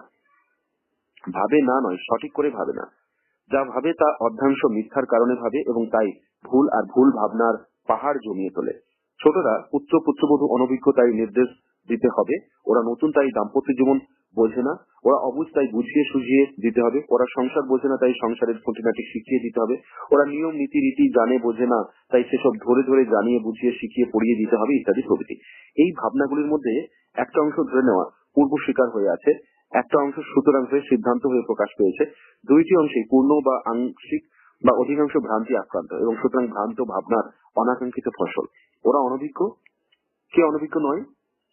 যখন সে কোনো কাজ প্রথম করে কিন্তু এই প্রমিস থাকে, উপাত্ত থাকে, ক খ গ এর অধিকার কি করে জন্মায়, নির্দেশ উপদেশ গাইডেন্স দেওয়া, সেসব তো অনভিজ্ঞের চাওয়ার কথা। কোন উৎসে নির্দেশ চাইবে সে তো সেই তারই অধিকারের মধ্যে পড়ে। আর না চাইলে উপর পড়া হয়ে নির্দেশ উপদেশ হস্তক্ষেপ নাক গলানো নয়, অনধিকার চর্চা নয়। মা বাবার অধিকার নেই, এ প্রশ্নের উত্তর পরে দেওয়া হবে। কোন উৎস থেকে নির্দেশ নেবে চাইবে, এই প্রশ্নে অনভিজ্ঞদের এবং অভিজ্ঞদের আরেক ভ্রান্তি প্রকাশ পায়। যোগ্য উৎস খুঁজতে স্ত্রীর মা বাবা অর্থাৎ পুত্রের শ্বশুর শাশুড়ি, অফিসের দাদা বৌদি সাহায্যে ভ্রান্তি ঘটে। সম্পর্কের সমস্যা মানেই মানসিক চাওয়া বাধা বা মনোভাবের সমস্যা, তাই মনোবিদরাই সঠিক উৎস। সামাজিক সম্পর্কের শিকারে বড়রা নয়। কোন সম্পর্কই কোন ব্যক্তিকে দার্শনিক, বৈজ্ঞানিক, মনোবিদ, ভৌতবিজ্ঞানী বানায় না। তারা অতএব জানে না, এটা বক্তব্য নয়। বক্তব্য তারা সঠিক জানে না বা সঠিক নিরাময়ের পথ দেখানো তাদের দায় নয়, পেশা নয়, যোগ্যতার মধ্যে পড়ে না। যদিও দেখেছি যে তারা অনায়াসেই বলে দেয় যে জীববিজ্ঞান বা ভৌতবিজ্ঞান বোঝে না, কিন্তু সকলেই দাবি করে যে মনোবিজ্ঞান, মনের কথা বিষয় তারা খুবই বোঝে। কিছুই জানি না, বুঝি না নাকি, অথবা ওসব মনোবিজ্ঞান টিজ্ঞান আমাদের জানা আছে। ভয় এবং ভ্রান্তির কারণ এখানে এই সঠিকভাবে ভাবে না অংশে। দ্বিতীয়ত, প্রতিটি উপাত্তে যে অভিজ্ঞতা বা জ্ঞান বা বিচার বিবেচনার বা যোগ্যতার দাবিটি অনুচ্চার উপস্থিত থেকে গেছে তা সঠিক নয়, সর্বক্ষেত্রে বাস্তব নয়। যুগ বা প্রজন্ম বিভেদের সময়ের দ্রুত পরিবর্তনের কথা ছেড়ে দিলেও প্রতিজন পূর্ববৃত্তের ব্যক্তি যদি তার প্রত্যক্ষের অভিজ্ঞতার খ দিয়ে অনুপবৃত্তের খ কে এবং সুতরাং তাদের গ কে প্রভাবিত করতে চায়, তাহলে ভুলের পরিমাণ জ্যামিতিক হারে বেড়ে যায়। প্রত্যেকের দায় কয়ের কাছাকাছি রেখে গ কে জানা বোঝা চেনা, কিন্তু ক্ষয়ের প্রভাব ধারণা বিশ্বাস, তৎকালীন জ্ঞান, আবেগ অনুভব, ইগো তাড়না ইত্যাদি ইত্যাদির প্রভাবে গঠিত মানসিক ক্ষেত্রের প্রভাব নিজেদের প্রত্যক্ষকে সত্য থেকে বিচ্যুত করে অর্ধসত্য, মিথ্যা, কাল্পনিকে পর্যবসিত করেছে, ভ্রান্ত করেছে। কিন্তু সেই অনাকাঙ্ক্ষিত দূষণাংশই দিয়েই সন্তানের বা সন্তানদের প্রত্যক্ষকে খকে কলুষিত করা না কাম্য, না বৈধ, না অধিকারভূত। তৃতীয়ত, আগেই বলেছি, আগ বাড়িয়ে অধিকার ফলানো অহেতুক এবং সুতরাং নিবার্য আচরণ। অধিকার অর্জনের বিষয়, সম্মান অর্জনের বিষয়, যোগ্যতা অর্জনের বিষয়। মা বাবা অর্জন করেছেন কি? গর্জন করে উঠবেন না, ধৈর্য ধরে অপেক্ষা করুন। মা বাবা একটি জৈবিক সম্পর্কের বা ঘটনার নামমাত্র। ছেলে মেয়ে যেমন মা বাবার সঙ্গে সম্পর্কিত একটি বায়োলজিক্যাল অভিব্যক্তি ঊর্ধ্বতন, লালন পালন দেওয়া পাওয়া জৈবিক অধিকারের মধ্যে পড়ে। কিন্তু সেই মা বাবাই যখন সন্তানকে অ আ ক খ বা এবিসিডি শেখায়, তখন তারা শিক্ষক আর সন্তান ছাত্র হয়ে জৈব অভিধা পার করে সামাজিক সাংস্কৃতিক উপাধিতে ভূষিত হয়। পড়ানোর সময় মা বাবার জৈব স কাজ করে না, সন্তানের জৈব স পড়ে না, কারণ ছাত্র শিক্ষক সম্পর্কের উত্তরণ জৈব শকে পিছনে ফেলে দেয় বা তাৎক্ষণিক অপেক্ষারত করে রাখে, কিপ ইন অ্যাবেয়েন্স। আবার এই মা বাবাই যখন সন্তানের জন্য ভবিষ্যতের পরিকল্পিত জীবনের জন্য ভাবে দায়ী থাকে, তখন তাদের অভিভাবক হয়ে যেতে হয়। আরো অনেক অনেক চরিত্রে বৈশিষ্ট্যে মা বাবাকে রোল প্লে করতে হয়, নিজেদের প্রেজেন্ট এবং রিপ্রেজেন্ট করতে হয়। তখন কিন্তু সকল ক্ষেত্রেই মা বাবা শব্দবন্ধুটি থাকে না। ক্রিয়াশীলতার নিরিখে, দায় দায়িত্বের প্রেক্ষিতে অভিধা উপাধিগুলি কর্তব্য অধিকারের সঙ্গে সমন্বিত হয়েই প্রকাশ পায়। চতুর্থত, প্রার্থী এখানে অনভিজ্ঞরা তাদের প্রার্থনার মান গুণ হিসেব করে তারা ডাক্তার, কাউন্সিলর, অভিভাবক নির্ণয় করার অধিকার রাখে। অনভিজ্ঞ প্রার্থীর এই যোগ্য ডাক্তার নির্বাচনের, পরামর্শদাতা নির্বাচনের অধিকারটি মা বাবা বায়োলজিক্যাল অধিকার কি কারণে, যোগ্যতায়, অধিকারে বেমালুম কেড়ে নেবে? কেন বঞ্চিত করবে সন্তানের অধিকার থেকে? আবেগীয় কারণ ছাড়া আছে কোনো বিচারগ্রাহ্য সমর্থন? আর আগে বারবারই বলেছি, আবেগ যখন বিচারের আসনে বসে ব্যর্থ হয়, হবেই সে বিচার শুধু ব্যর্থ করেই ক্ষান্ত হয় না, বিষাক্ত, বিপন্ন, বিষাদেরও জন্মও দেয়। সন্তানের অধিকার আছে মা বাবার বা অভিভাবকের কাছে পরামর্শ চাওয়ার, কিন্তু এখানে প্রশ্ন এক, মা বাবার আগ বাড়িয়ে হস্তক্ষেপ নাক গলানোর অধিকার আছে কি? দুই, সন্তানের অধিকার আছে কি প্রতিরোধ করার? স্বাভাবিক অবস্থায় প্রথম উত্তর প্রশ্নের উত্তর না, এবং দ্বিতীয় প্রশ্নের উত্তর হ্যাঁ। এই অবস্থান থেকেই অনুসরণ করছে প্রথম অনুসিদ্ধান্তটি। অনুসিদ্ধান্ত এক, স্বাভাবিক দৈনন্দিন রুটিন জীবনে দুইটি যৌথ বৃত্ত নিজ নিজ এলাকায় প্রসারে গভীরে অধীন থাকলে চলবে। একে অপরকে প্রভাবিত করার, এলাকা দখলের চেষ্টা করবে না। তরকারিটা পুড়িয়ে ফেললেও না, শ্বশুরকে এক গ্লাস দুধ না দিলেও না, অথবা শাশুড়ি রান্নাঘরে ঢুকে ও মা কি করেছো বৌমা, এটা শিখে আসনি বললেও না। এগুলো সব অকারণ রাগের প্রভাবে করার প্রশ্ন। আসলে অনুসিদ্ধান্তটি এই যে যার যার কাজ তাকে তাকে করতে দাও, করে করে জেনে বুঝে শিখে নিতে দাও। সঠিকভাবে করার ইচ্ছেটা থাকলে শেখাটা সহজ হবে। নেতিবাচক শব্দে বলতে হয়, কোনো কিছুই অপরকে শেখানো, জানানো, বোঝানো যায়নি যদি সে নিজে না চায়। অপরের শোধন সাধন অসম্ভব। প্রথম সদর্থক বর্ণনায় ব্যক্তিকে স্বাধীনতা অর্থাৎ অধীনতা দেওয়ার কথা আছে। দ্বিতীয় নেতিবাচকে অকারণ চেষ্টাকে বন্ধ করার কথা আছে। একটা প্রাসঙ্গিক কথা এখানে না বললেই নয়, পুত্র পুত্রবধূ দাম্পত্যে অনভিজ্ঞ বেশ, কিন্তু অনেক শ্বশুর শাশুড়ি কি শ্বশুর শাশুড়ির জীবনে অনভিজ্ঞ নয়? দাম্পত্যে যেমন একটা সম্পর্ক গঠনের প্রতিজ্ঞা থাকছে, চেষ্টা থাকছে, বিবর্তন থাকছে, শাশুড়িতে তেমন একটা সম্পর্ক গঠনের প্রয়োজনীয়তা, চেষ্টা তো থাকছে। তাহলে শাশুড়িকে শাশুড়ি হওয়াটা শিখে পড়ে জেনে বুঝে নিতে হবে না? একমাত্র বয়স ছাড়া আছে কোনো যুক্তি নেই, কারণ সেসব যুক্তি পুত্রবধূ তার অনভিজ্ঞতার সপক্ষে তুলে মেলে ধরতে পারবে। হ্যাঁ অবশ্যই আর আছে একটি দম্ভ, অধিকারের, পুত্রের জননীবোধের এবং ধারণা বিশ্বাসজাত ভ্রান্ত চিন্তার, যার কোনোটাই পুত্রবধূর পক্ষে আপাতত নেই। সে যখন শাশুড়ি হবে উপায়। অনুসিদ্ধান্ত দুই, সাহায্য, পরামর্শ, উপদেশ চাইলে নিজ নিজ মেধা, বুদ্ধি, যোগ্যতা অনুযায়ী সব নির্বিবাদে এবং নির্বিরোধে দিতে হবে, অনুসরণ করা বা না করার স্বাধীনতা সহ। আবেগের তাড়নায় সম্পর্ক নষ্ট না করে শুধুমাত্র অপারেটিভ নির্দেশ উপদেশ দিয়ে শান্ত থাকবে। অর্থাৎ আগে কেন আসনি, তখন কি করেছিলে, সব নষ্ট করে এখন এসেছো ইত্যাদি প্রভৃতি আবেগীয় সমালোচনামূলক মূল্যায়ন না করেই করবে। লাভ হবে এই যে নষ্ট সম্পর্কটি ভ্রষ্টতার দিকে না গড়িয়ে পুনর্নির্মাণের দিকে গতি পাবে, অন্তত পেতেই পারে। নিজেরা যোগ্য সমর্থ বলে মনে না হলে কোথায় কার কাছে যাবে তা বলে দেবে। আর যদি বোধগম্যই না হয়, তাহলে সেই কথাটি পরিষ্কার করে বুঝিয়ে বলে দেবে যে আমি বা আমরা সমস্যাটি বুঝতে পারছি না, তোমাদের জ্ঞান বুদ্ধি মতো সঠিক স্থানে সঠিক কেন্দ্রে পরামর্শের জন্য যাও। এখানে বলে রাখা ভালো যে দাম্পত্যের রুটিনে যেমন নৈকট্য অনুভব এর সময়ের কথা বলেছি, তা পূর্ব ও দাম্পত্য বৃত্তেও অনুসরণযোগ্য, এবং সমস্যাটি সমাধানের যে পথ প্রকরণের কথা বলেছি তাও স্বতন্ত্রভাবে উভয় বৃত্তের করণীয় এবং দ্বিবৃত্ত সম্পর্কের উন্নতির জন্য অনুসরণীয়। অনুসিদ্ধান্ত তিন, তোমাদের দম্পতিদের ভালো করার জন্য অন্যান্যদের যখন ইচ্ছা জাগবে, প্রাণ কাঁদবে, তখন শান্ত প্রতিরোধে তাদের বিরত অক্ষম করে রাখো। এই অন্যান্যদের বলতে বোঝায় অফিসের, ক্লাবের, ঘরের সেবক সেবিকাদের এবং ইত্যাদিদের বোঝাবে। এদের কথায় কান দিলে সর্বনাশের আর বাকি থাকবে না, কারণ এরা সকলেই নিজ নিজ দ্বারা তোমার মনকে প্রভাবিত, কলুষিত করতে চায়, কোন স্বার্থ সিদ্ধির জন্য অথবা নেহাতি তোমার ভালো চাই বলে। সর্প দংশনের পর নিরাময়ের জন্য আকুপাকু ছুটোছুটি না করে সেই সর্পকে দংশন করতে না দেওয়াই বুদ্ধিমানের কাজ, বিচক্ষণের পদ্ধতি।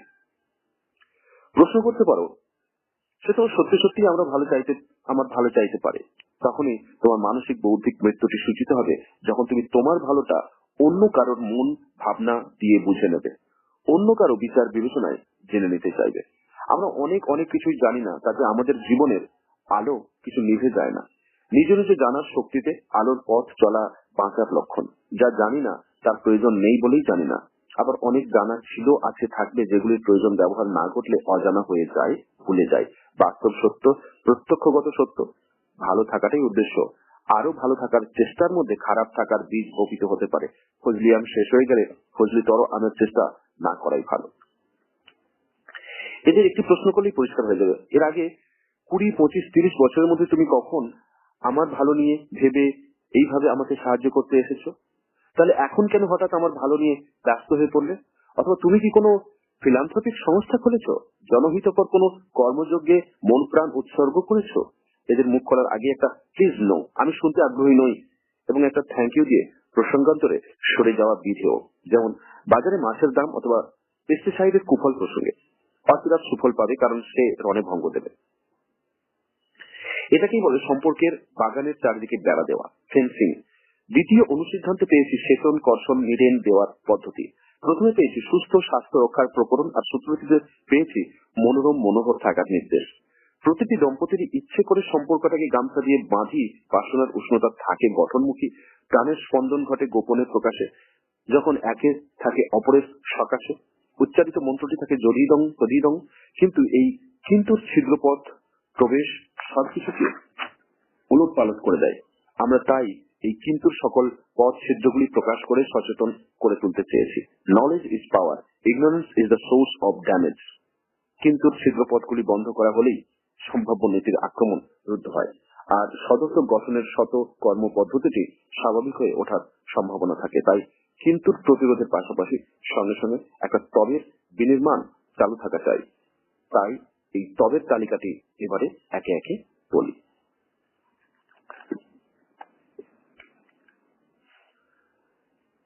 পয়েন্ট 11, সম্পর্ক বিনির্মাণের সূত্র। যা যা করলে দাম্পত্য সম্পর্কটি 16 কলায় পূর্ণতা পাবে, অন্তত পূর্ণতার দিকে গতি গন্তব্য পাবে, তাকেই তবের অন্তর্ভুক্ত করতে চাই।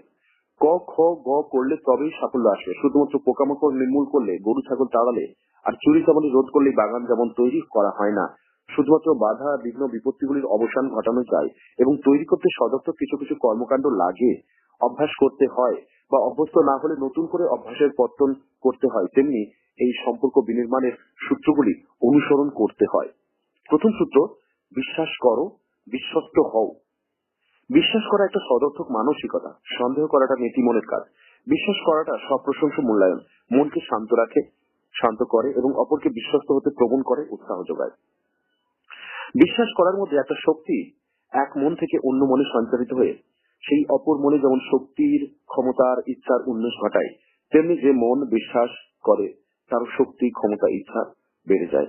বিশ্বাসটা সূর্যের আলোর মতো ফুলের বর্ণোজ্জ্বল সুন্দরকে প্রস্ফুটনে সাহায্য করে। সন্দেহ কীটের মতো দংশন করে, বেদনার্ত করে, মুমূর্ষু করে তোলে। শক্তি ইচ্ছা ক্ষমতাকে দীন করে তোলে এবং ক্রমাগত চলতে থাকা সন্দেহ ব্যক্তিকে একদিন এক সময় ভয়ানক, আক্রমণাত্মক, বিধ্বংসী করে তুলতে পারে। বিশ্বাস করা এবং বিশ্বস্ত থাকা দাম্পত্যের চন্দ্রায়নে, চন্দ্রকলায় শান্ত স্নিগ্ধ দুটি দেয়, দুটি ছড়ায়। কোন ব্যক্তি পূর্ণ নয়, পারফেক্ট নয়, প্রত্যক্ষ অনুসিদ্ধান্ত। সুতরাং কোন ব্যক্তি অপূর্ণ, অসম্পূর্ণ, ইমপারফেক্ট নয়। প্রত্যেকের মধ্যেই তাই রিডিমিং ফিচার্স আছে, গ্রাহ্য, মান্য, সৌকর্য, উৎকর্ষ, গুণ, মূল্য আছে, কলঙ্কও আছে, উদ্ভাসও আছে। হাতে মুখে লেগেছে সব কালি, তাই দিয়েছ গালি। পূর্ণ শশী মাখে মশি, নোংরা বলুক দেখি। দেখার দৃষ্টিটাই আসল, মানসিকতার এই দিশারি, বস্তুটা নয়, প্রদত্তটি নয়। কারণ প্রদত্তকে, ব্যক্তিটিকে আমরা তো বেছেই নিয়েছি, দোষ গুণ ভালো মন্দ মিলায়ে সকলে। বয়ফ্রেন্ড গার্লফ্রেন্ড পর্বে, অ্যাফেয়ার্স পর্যায়ে, জীবনযাপনের সিদ্ধান্তে অথবা লক্ষ্য কথার প্রবাহে চলনের দিনে আমরা অপনয়নের পদ্ধতি গ্রহণ করেছি, বাতিল করার পদ্ধতি। যখন একদিন কোনক্ষণে একত্র সপ্তপদী পরিক্রমায় সূর্য বা অগ্নিকে সাক্ষী রেখে স্বপ্রতিজ্ঞ হয়েছি, তখনই কি ঘোষণা করিনি মনে মনে, শ্লোকে শ্লোকে, অন্তরে অন্তরে সর্বসমক্ষিতে আমরা এক হব, এক থাকব, একে অপরকে রক্ষা করব, সুরক্ষা দেব, স্বর্গ রচনা করিব আমরা।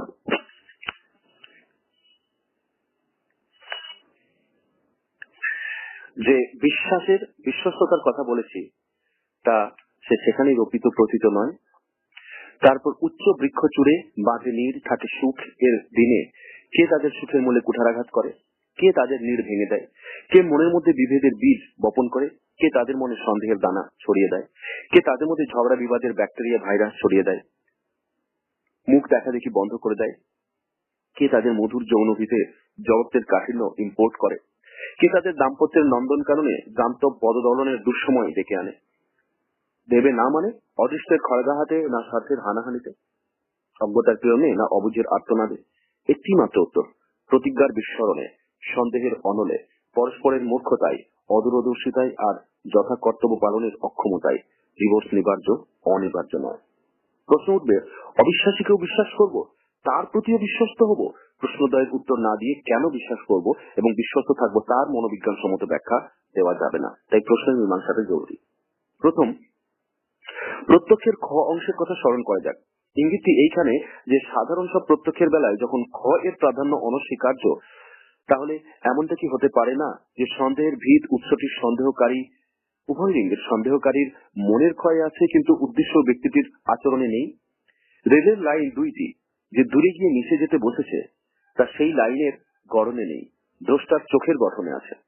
দোতলার ব্যালকনি থেকে দেখা একজোড়া নীল ফিটে হাওয়াই ছুটি, যা অদূরের একটি পর্ণ কুটিরের বন্ধ দরজার সামনে সন্ধ্যার আলো আধারিত দৃশ্যমান, সেইটিকে অনিবার্য স্বামীর ছুটি বলে চেনা এবং নিশ্চিত প্রত্যক্ষে জানা যে স্বামীটি ওই গৃহাভ্যন্তরে একা একা বিধবার সঙ্গে সময় কাটাচ্ছে, এই দেখাই নিশ্চয়তায় প্রত্যক্ষে সেই একই ইঙ্গিতটি সঠিক নয় কি?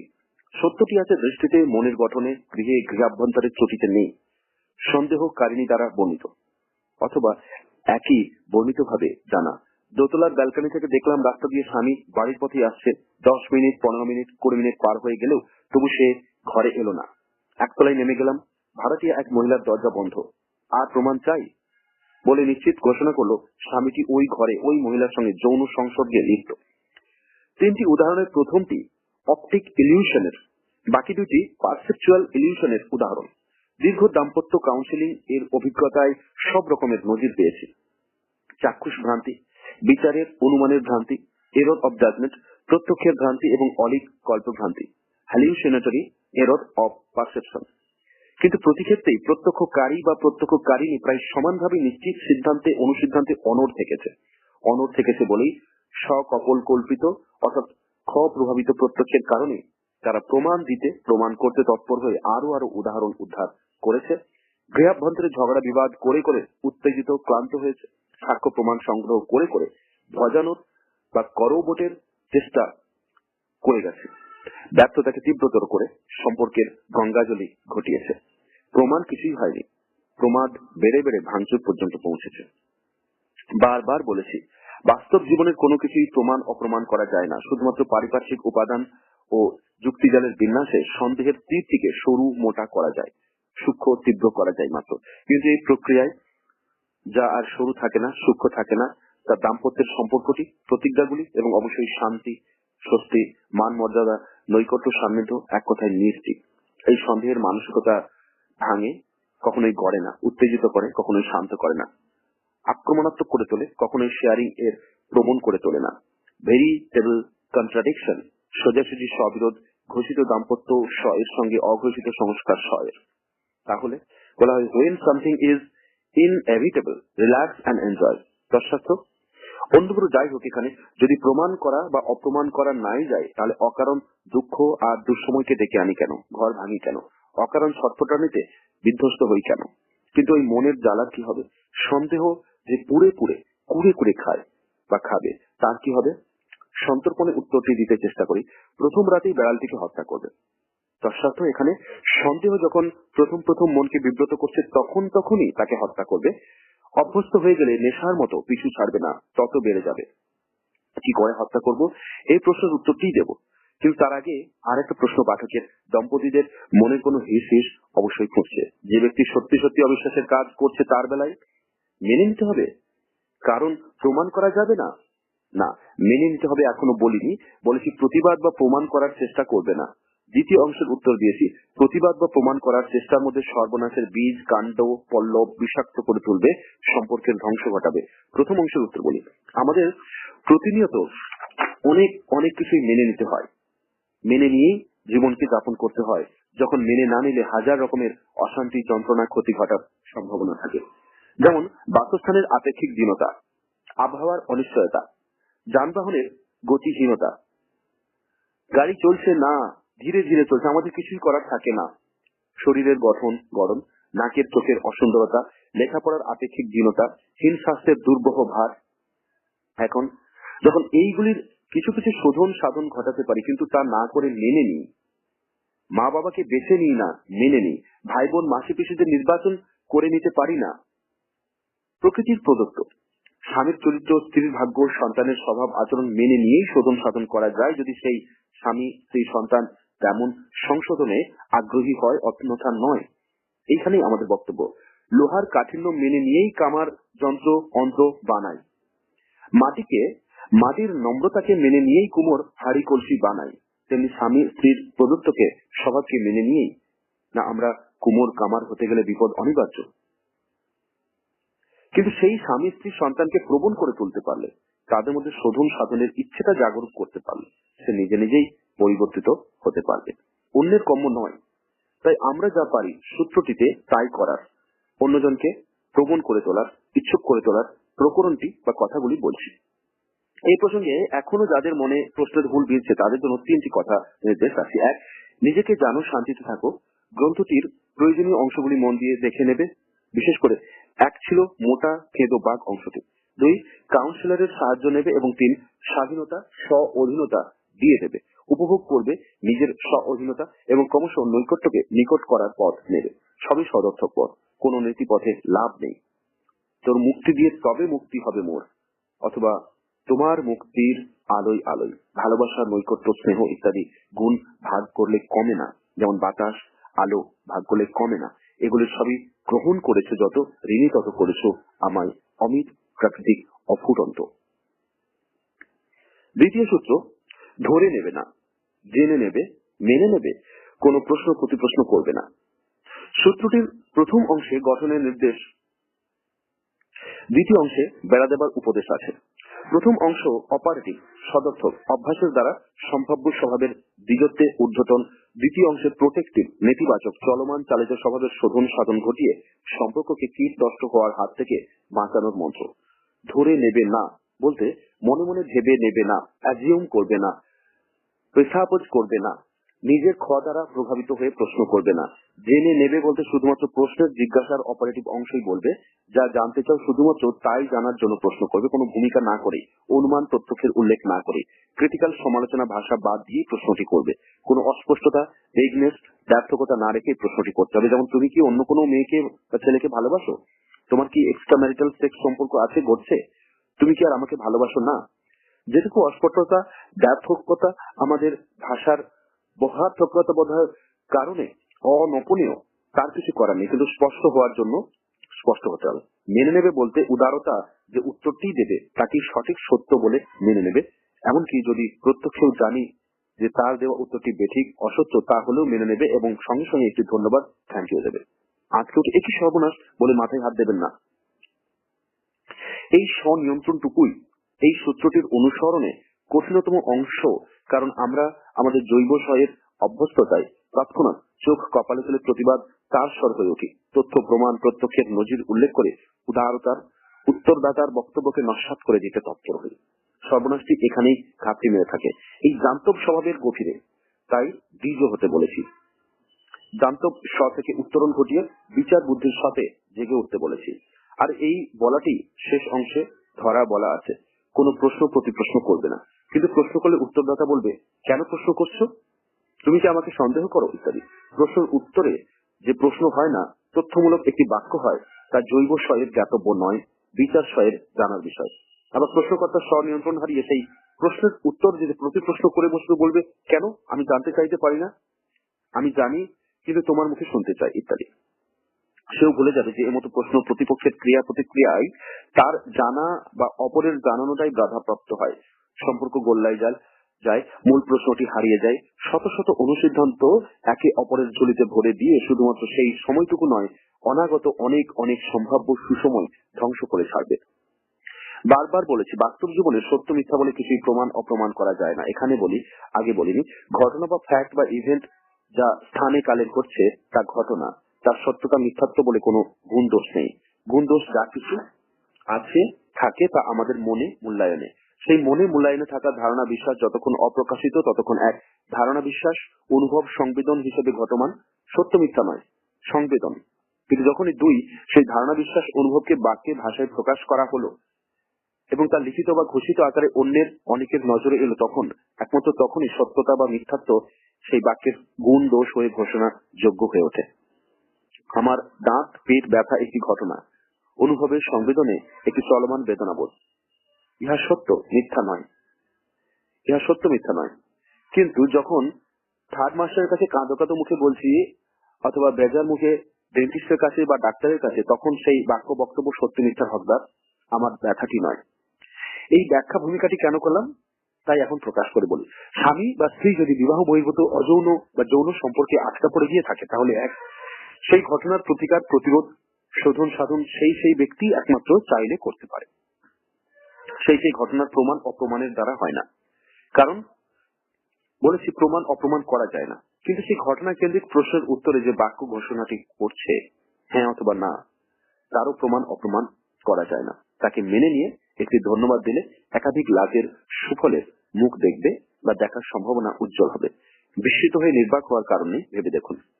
যদি তেমন সম্পর্ক থাকে এবং বলে যে তা আছে, তাহলে সত্য বলার জন্য অকপট স্বীকারোক্তির জন্য ধন্যবাদ প্রাপ্য।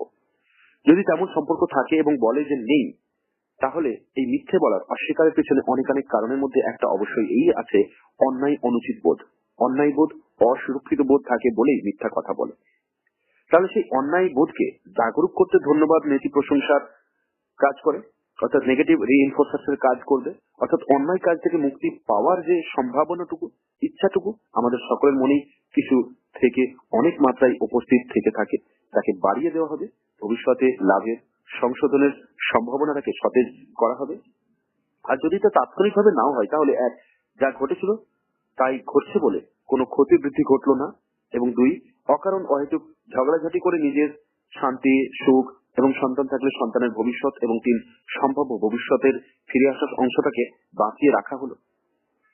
আর যে দুইটি সম্ভাবনা আছে, যেমন তেমন সম্পর্ক নেই কিন্তু বললো যে আছে, এবং তেমন সম্পর্ক নেই এবং বললো যে নেই, এই চতুর্থ বক্তব্যে কোনো সমস্যা নেই। স্বামীর এবং স্ত্রীর, স্বামীরও নেই স্ত্রীরও নেই, বহির্ভূত সম্পর্ক নিয়ে নেই। কিন্তু উর্বর মনের বয়েল মুঝে মার মানসিকতার বেলায় আছে, কারণ ফার্মেন্টেড হয়ে বুদবুদ জন্মে সমস্যা থাকতেই পারে ডিস অর্ডার হিসেবে। তৃতীয় রকমের উত্তরে খুনসুটি কেমিক্যাল নৈকট্যের ইঙ্গিত পাওয়া যাবে, কিন্তু সেখানেও যদি ফস করে বিশ্বাস করে বসে, তাহলে বিপদের ঘন্টি বেজে যাবে। এই সূত্রটি ব্যবহারের পিছনে যে মনোবৈজ্ঞানিক শোধন সাধনের সম্ভাবনাটি আছে, তাকে অনুসরণ করতে না পারলে এর বিরুদ্ধে একাধিক সমালোচনা প্রতিবাদ উঠতে পারে, আইনত, নীতিগত, সামাজিক, সাংস্কৃতিক এবং রুচিকেন্দ্রিক। সবগুলির উত্তর দিতে গেলে গ্রন্থের কলেবর এবং দাম বেড়ে যাবে, এবং তার প্রয়োজন নেই, কারণ সেই বিষয়ে এই গ্রন্থটি নয়। যদিদং তদিদং প্রতিজ্ঞান্তে যে জীবন শুরু, সেই জীবনের অগ্রগমনে বাধা বিঘ্ন বিপত্তিগুলির অপনয়ন অপনোদন ঘটিয়ে কি করে সুস্থ সুন্দর মসৃণ দাম্পত্য জীবনের প্রবাহটিকে সচল রাখা যায়, দিবসের গন্তব্যকে নিবারণ করা যায়, তাই ছিল আমাদের উদ্দেশ্য এবং এখনো তাই আছে। সব্যাখ্যা এই সূত্রটি প্রতিনিয়তের ভাবনা চিন্তা আচার আচরণের সামিল করে নিতে এবং প্রকাশ করতে পারলে আমাদের সেই উদ্দেশ্য অনেকটাই সফল হবে। অ্যানিম্যাল সয়ের খপ্পর থেকে বেরিয়ে বিচারের সয়ের নান্দনিক বীজত্বে ঊর্ধ্বতনে সম্ভব হবে। তৃতীয় সূত্র, আশা প্রত্যাশাকে মনের মধ্যে পুষে রেখে ফুঁসবে না, প্রকাশ করে বলে দেবে। কিন্তু এটাও বলে দেবে যে তা সব পূরণ করা বা না করার স্বাধীনতা তোমার আছে। প্রথম অংশটি সহজবোধ্য, চাইগুলি তো অহোরাত্র মনের মধ্যে ফুটছেই, সেই চাইতে বাধা পড়লে সমস্যা হয় বলেছে। সেই চাই যদি যথাসময় যথাস্থানে প্রকাশ করে না বলা যায়, তাহলে মনটি ফেঁপে উঠবে, ভিতরে ভিতরে একটা অসহ্য চাপ তৈরি হতে থাকবে। ফলে যখন তা প্রকাশ হয়ে পড়বে, তখনই তা হঠাৎ চাপে এক্সপ্লোড করবে, বিস্ফোরণের মাত্রা নেবে।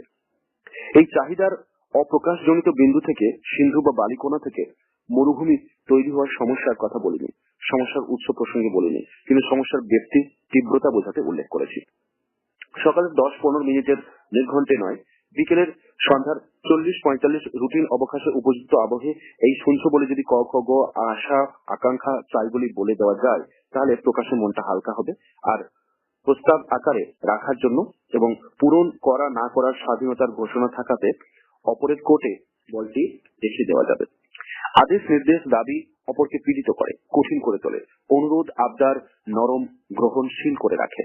সেই সঙ্গে স্বাধীনতাটি সেই অপরের কোর্টে থাকলে সোনায় সোহাগা মতো হয়ে দাঁড়াবে। উত্তেজিত হয়ে কেউ যদি বলে এটা দুর্বলের নীতি, মেরুদণ্ডহীনের পথ, সমকক্ষের পথ নয় এবং ইত্যাদি। তাহলে সবিনয়ে বলবো এটা মনোবিজ্ঞানের নীতি, সম্পর্ক সুগঠনের নিয়ম। এটা দাম্পত্যের সুখ শান্তি সমন্বয়ের সূত্র। দুর্বল সবল যুদ্ধের প্রতিযোগিতার প্রেক্ষিত শব্দ, মেরুদণ্ডহীনতা ব্যক্তিত্ব গঠনের এবং অযথা প্রাণীকুলের শ্রেণীবিভাগের বেলায় প্রযোজ্য ধারণা শব্দ, আর সমকক্ষতা আইনের পরিভাষা। যাবতীয় সম্পর্কের ক্ষেত্রেই মন মানসিকতা অ্যাটিটিউড লক্ষ্য উদ্দেশ্য অভিপ্রায় প্রাসঙ্গিক। তাই উত্তেজিত হবার কারণ নেই, চিন্তা ভাবনা বিশ্লেষণের অবকাশ আছে। স্বামী স্ত্রী অনেক টুকিটাকি প্রত্যাশা থাকে একে অপরের কাছে। সকালে কাজে বেরোনোর সময়, সন্ধ্যায় ঘরে ফেরার কালে, ছুটির দিনে দুপুরে বিকেলে সন্ধ্যায় অনেক ইচ্ছে থাকে। বোনের বিয়েতে উপহার, পুজোর সময় এ ওর জন্য তার জন্য কেনাকাটায়, জন্মদিনে বিবাহ বার্ষিকীতে মন্দিরে যাওয়ায়, তীর্থ বা ভ্রমণে, নন্দনে রবীন্দ্র সদনে এবং ইত্যাদি প্রভৃতিতে। বাড়িতে বন্ধু বান্ধব এলে, বৃদ্ধ মা বাবার বৈকালিক একাকিত্বে, সন্তানের দেখাশোনা লালন পালনে, রান্নায় বৈচিত্র্যের সন্ধানে এবং ইত্যাদি থাকে। কিন্তু নানা কারণে তা আমরা সবসময় প্রকাশ করে বলে বুঝিয়ে রাখি না, কিন্তু মনে মনে পোষণ করি। সময়কালে প্রত্যাশা মতো না ঘটলে বিরক্তি প্রকাশ করি। হঠাৎ ঢেকুর তোলার মতো করে ফেটে পড়ি, বিন্দু বিন্দু জড়ো হয়ে একদিন প্লাবন ঘটায়। এই সম্ভাবনাটি প্রতিকারের চাইতে শ্রেয় এই নীতি সময়ের একটা ফোঁড় দিয়ে রাখতে এই সূত্রের উল্লেখ করেছি। অনুসিদ্ধান্ত 1, এটি করার নীতি। ফেলে রেখো না, করে রাখো। কোনো কাজেরই আমি তুমি নেই, অর্থাৎ এটা আমার কাজ ওটা তোমার কাজ বলে কোনো কাজ হয় না, কিন্তু কাজের রুটিন হয়। যেমন ABCD কাজগুলি আমি করব, ক খ গ ঘ গুলি তুমি করবে। কাজের ভাগ বাঁটোয়ারা করা কাজের সময়ন্ত মসৃণতার জন্য দরকার। কিন্তু যদি কখনো কোনো কাজ একজন কোনো কারণে না করে থাকে, তাহলে সেই ফেলে রাখা কাজটি করে রাখো, কিন্তু ব্যর্থতাকে ধরিয়ে দিও না।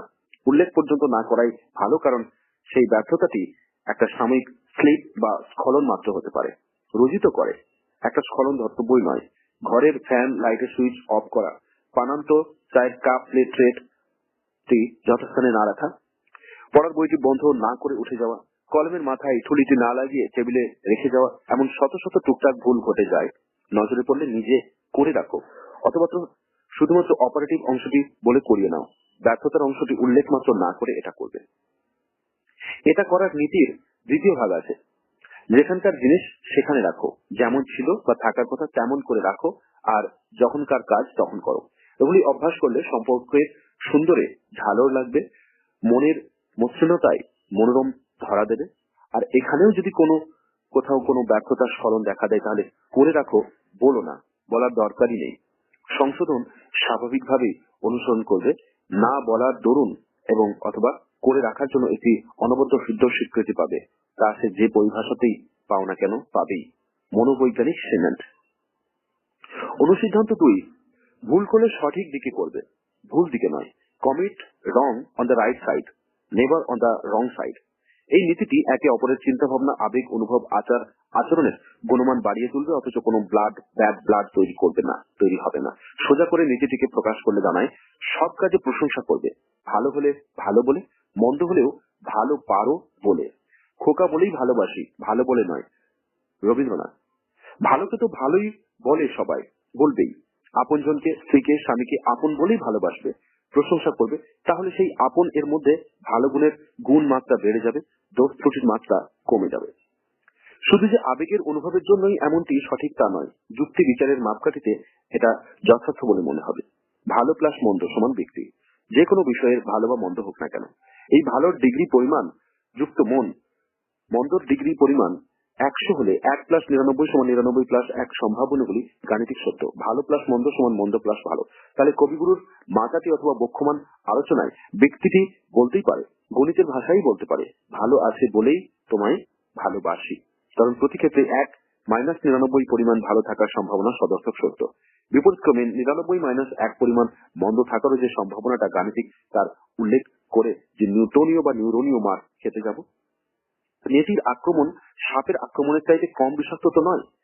মায়ের হাতের রান্নার সঙ্গে তুলনা করে বইয়ের রান্নাকে -40 ডিগ্রি নেতি দংশনে বিষাক্ত না করে যদি তুলনা করতে হয়, তাহলে ঠিকই আধুনিক রান্নার সঙ্গে তুলনা করে +40/50 বলবে না কেন? দুটো মূল্যায়ন যদি সঠিক হয়, তাহলে প্রথমটি ঠিক অন দ্য রং সাইড, আর পরেরটি ঠিক অন দ্য রাইট সাইড অথবা নিউটন রিউরন নিয়ম স্মরণ করে প্রথমটি রং অন দ্য রং সাইড, দ্বিতীয়টি রং অন দ্য রাইট সাইড। আবার রাইট রঙের তুল্যমূল্য বিশ্লেষণে না গিয়েও তো সোজা সাপটা বলতে পারি, বাহ দারুণ রান্না করেছো, খুব ভালো হয়েছে। কারণ শব্দের মধ্যে দিক নির্দেশ আছে, পরিমাণ নির্দেশ নেই। 40 ডিগ্রি হতে পারে, 60 ডিগ্রি হতে পারে। সুপ্ত সম্ভাবনা হিসেবে গুপ্ত রেখে আবেগের অবগাহনে নিউটন নিউরন নিয়মকে ঘুম পাড়িয়ে অক্রিয়াশীল করে তুলতে পারি। সত্যি বলছো? মায়ের মতো তো আর হয়নি। প্রত্যাশিত নম্র নত প্রশ্ন বিষয় আরো ভালো করার জন্য তাকে প্রবণ করে তুলবে। শুধু বলতে হবে right on the wrong side. সত্যি মানে 3 সত্যি করে বলতে পারি, ভালো হয়েছে, মাকে প্রায় ধরে ফেলেছে। বলবেন কি যে এটা তো তোষামোদ করা, মিথ্যে বলে ধোঁকা দেওয়া ইত্যাদি।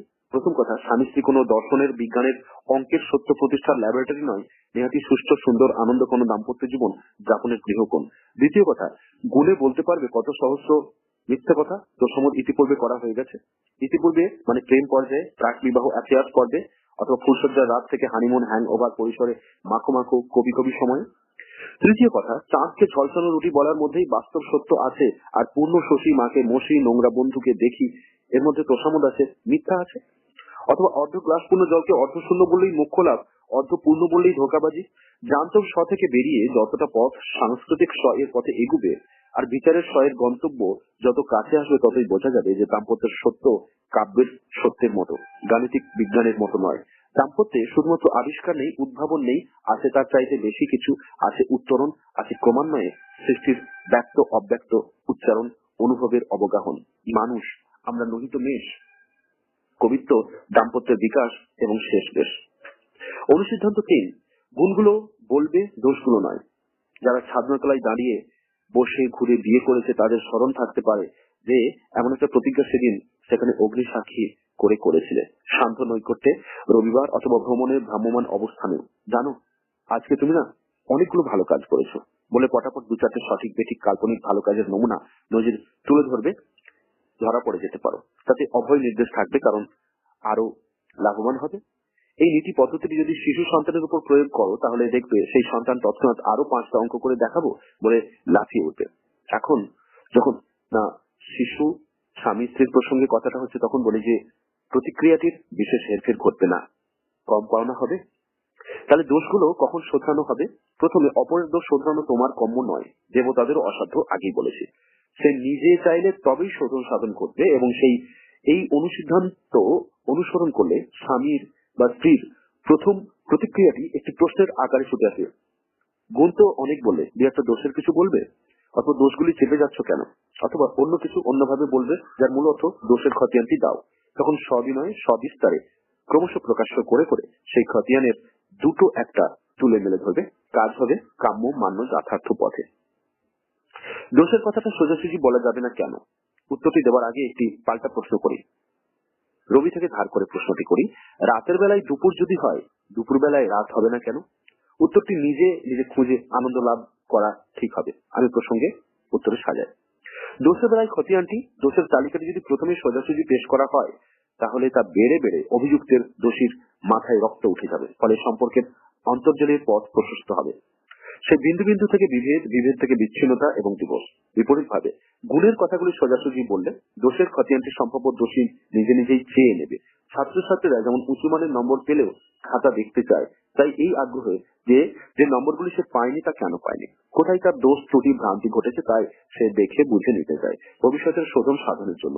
দুপুর বেলায় রাত হয় যখন গ্রহণ ঘটে, দুপুরে অথবা মেঘের ঘন ঘোর অন্ধকার ছেয়ে ফেলে আকাশকে বক্ষ মান ক্ষেত্রে একটা মন যখন অন্য একটা নরম মনকে আঘাতে আক্রমণে ম্রিয়মান করে তোলে, অথবা নিন্দা মন্দির কালো মেঘ দিয়ে আড়াল তৈরি করে, তখন বস্তু বিষয় চন্দ্র সূর্য নয় কিন্তু অনুভূতি প্রবণ মন বলেই অমানবিক প্রতিক্রিয়ায় অন্ধকারের আবাহন ঘটে। অনেক স্বামী বা অনেক স্ত্রী তো জীবনের দুপুর বেলাটাকে, উজ্জ্বলতম পরিসরকে দুপুরের ঘনঘোর রাতের অন্ধকারে টেনে নামায়, নিমজ্জন ঘটায়, শূন্য গ্লাসের অপূর্ণতার দিকে দৃষ্টি নিবদ্ধ রাখে। বাস্তব সত্য সঠিক হতে গিয়ে দিনান্ত নিশান্ত অশান্ত দোষের খতিয়ান নামটার মতো উচ্চারণ করতে করতে কোটের কৈবল্য লাভের তাড়নায় দিনস্ব দিন দিনপাত করতে থাকে। চোখের ছানি কাটায় না, কারণ তাকে ছানি বলে চেনে মানে বোঝে না। বেদান্তে জ্ঞানকে ব্রহ্ম প্রাপ্তির পথ বলেছে, দাম্পত্যে মনোবিজ্ঞানে সেই পথ মনোবিজ্ঞান। চতুর্থ সূত্র, নিজেকে জানো, দাম্পত্যে শান্তিতে থাকো। ইতিপূর্বে প্রকাশিত যৌন জীবন, যৌথ জীবনের, প্রধানত যৌথ জীবনের যৌনভিত এবং করণীয় অকরণীয় বিষয়ে দাম্পত্যে মধুরের সৃজন গ্রন্থে শুধুমাত্র ব্যক্তিগততার ঊর্ধ্বে যে সমাজ স্বীকৃত দাম্পত্য জীবন তার করণীয় অকরণীয় ব্যাখ্যা করেছে। এই গ্রন্থটিতে বাধা, বিঘ্ন, বিপত্তি এবং শৈশবের সমাধানের পথ বলছে। নিজেকে জানো, শান্তিতে থাকো গ্রন্থটি সকল ব্যক্তিরই অনুসরণযোগ্য করে সকল সম্পর্ক গঠন বিনির্মাণের পথ প্রকরণ উল্লেখ করেছে। চতুর্থ সূত্রটি মূলে আছে আমাদের স্বভাবজাত একটি দুর্বলতা। নিজের দোষ দেখতে পায় না, অপরের দোষ সহজেই নজরে পড়ে। এই দুর্বলতা বহুভাবে জীবনের বিভিন্ন ক্ষেত্রে বিচিত্র সব দুর্যোগের কারণ হয়ে দেখা দেয়। দাম্পত্যে ডিভোর্স কেন্দ্রিক গতিপথে বিন্দু থেকে সিন্ধু গন্তব্যের ধাপে ধাপে এই দুর্বলতাটি মারাত্মক সব ফসল ফলায়, ক্রিয়া প্রতিক্রিয়া তৈরি করে এবং বিভেদ থেকে ডিভোর্সের ধাপগুলিকে মসৃণ ও অনিবার্য করে তোলে।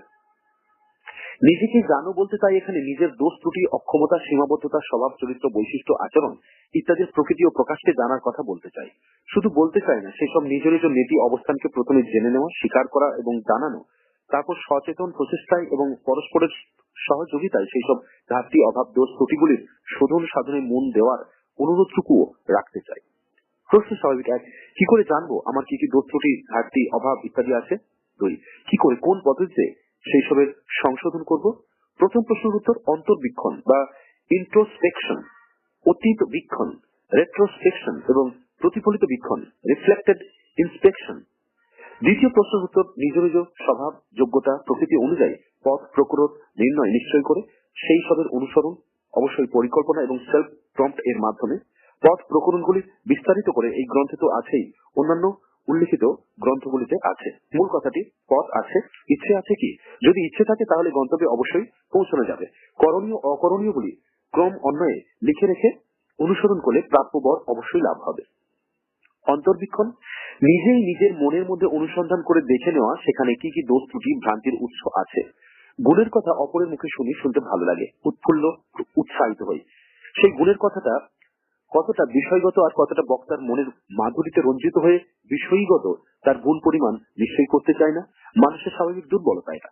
দোষের কথা গ্রীষ্মের মতো, পিছুটি পাতার স্পর্শের মতো লাগে, শুনতে ভালো লাগে না, বিরক্ত হই, প্রতিবাদ করি, উত্তেজিত আক্রমণে নস্যাৎ করে দিতে চাই। তাই যদি সঠিক তথ্য চাই তাহলে নিজে নিজেই তৎপর হয়ে মনের অন্দরে আচরণের গতি প্রকৃতিতে বিচার করেই জানতে হবে।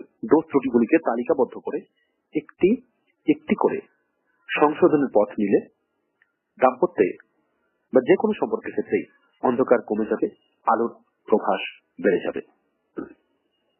অতীত বীক্ষণ, শিখতে, জানতে, বুঝতে চাইলে একটি প্রধান উপায় অতীতের ভুল ভ্রান্তি থেকে শেখা, জানা, বোঝা। চাইলে অন্যথা বিরক্তিকর, বেদনাদায়ক, কারণ অতীতের যেসব ভাবনা, বিচার, বিশ্লেষণ অনাকাঙ্ক্ষিত ফল প্রসব করেছে তারা খোঁচায়। অতীতের যেসব আবেগ, আচরণ বিষম বিপদের হেতু হয়ে পর্যদস্ত করেছে সেগুলি জ্বালায়। নিজে নিজে তাই অতীতের স্মরণ থেকে ভুলগুলি তুলে বেছে সামনে আনতে চায় না। কিন্তু সেই অতীত বীক্ষণ থেকে না শিখলে একই অবস্থায় পরিস্থিতিতে তো একই দোষ ত্রুটি ভুল বেরিয়ে আসবে।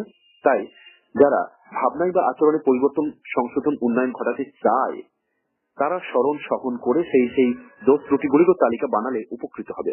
অ্যানিমেল শ অতীত বীক্ষণে বাধা দেয়। বিচারশীল শ বা মানবিক উন্নতিকামী শ এই কাজটি স্বপরিকল্পনায় নথিভুক্ত করতে পারে এবং দিক নির্দেশ দানে, অনুসরণে চরিত্র ব্যক্তিত্বে উন্নয়ন ঘটাতে পারে।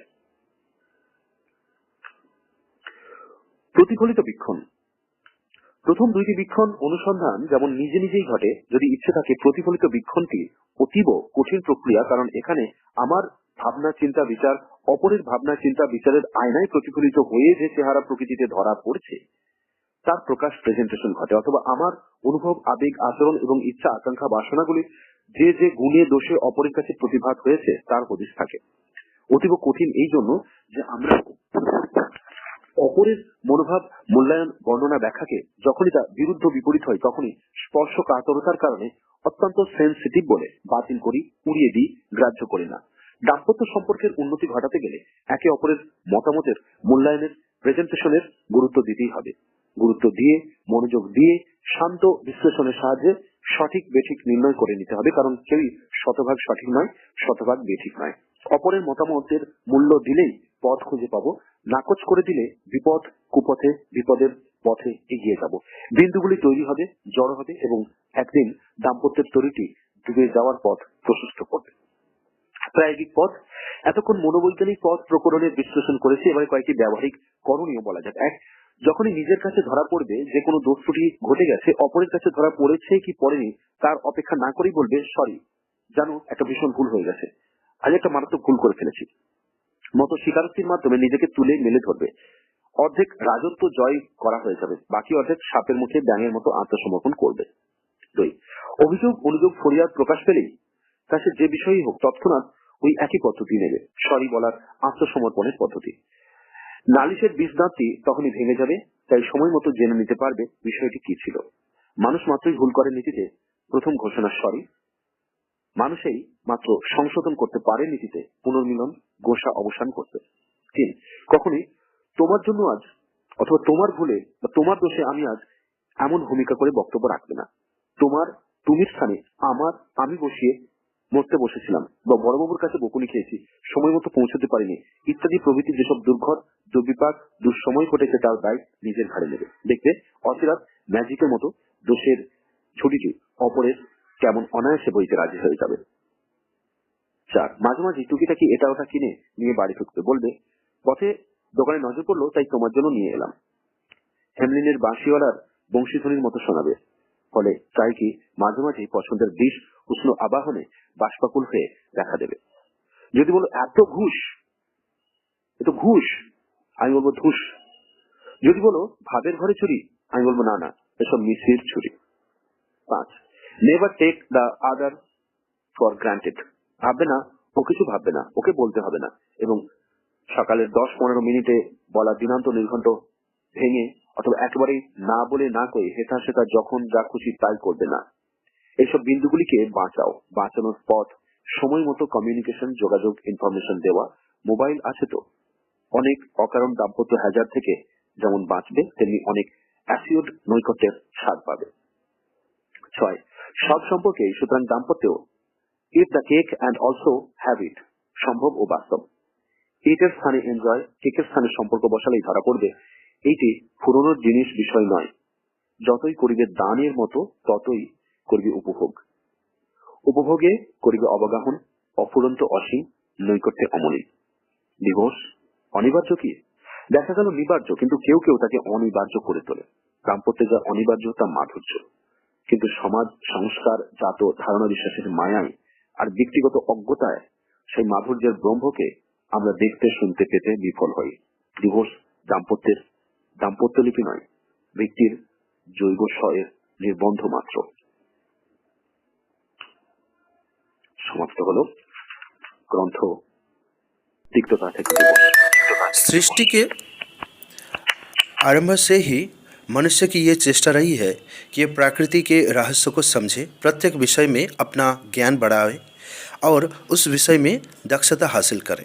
केवल स्थूल पदार्थों का ही नहीं, सूक्ष्मतम पदार्थों की ज्ञान प्राप्ति के लिए भी उसे अथक परिश्रम किया है और वेद सीखे, ग्रंथ रत्न रचना की है।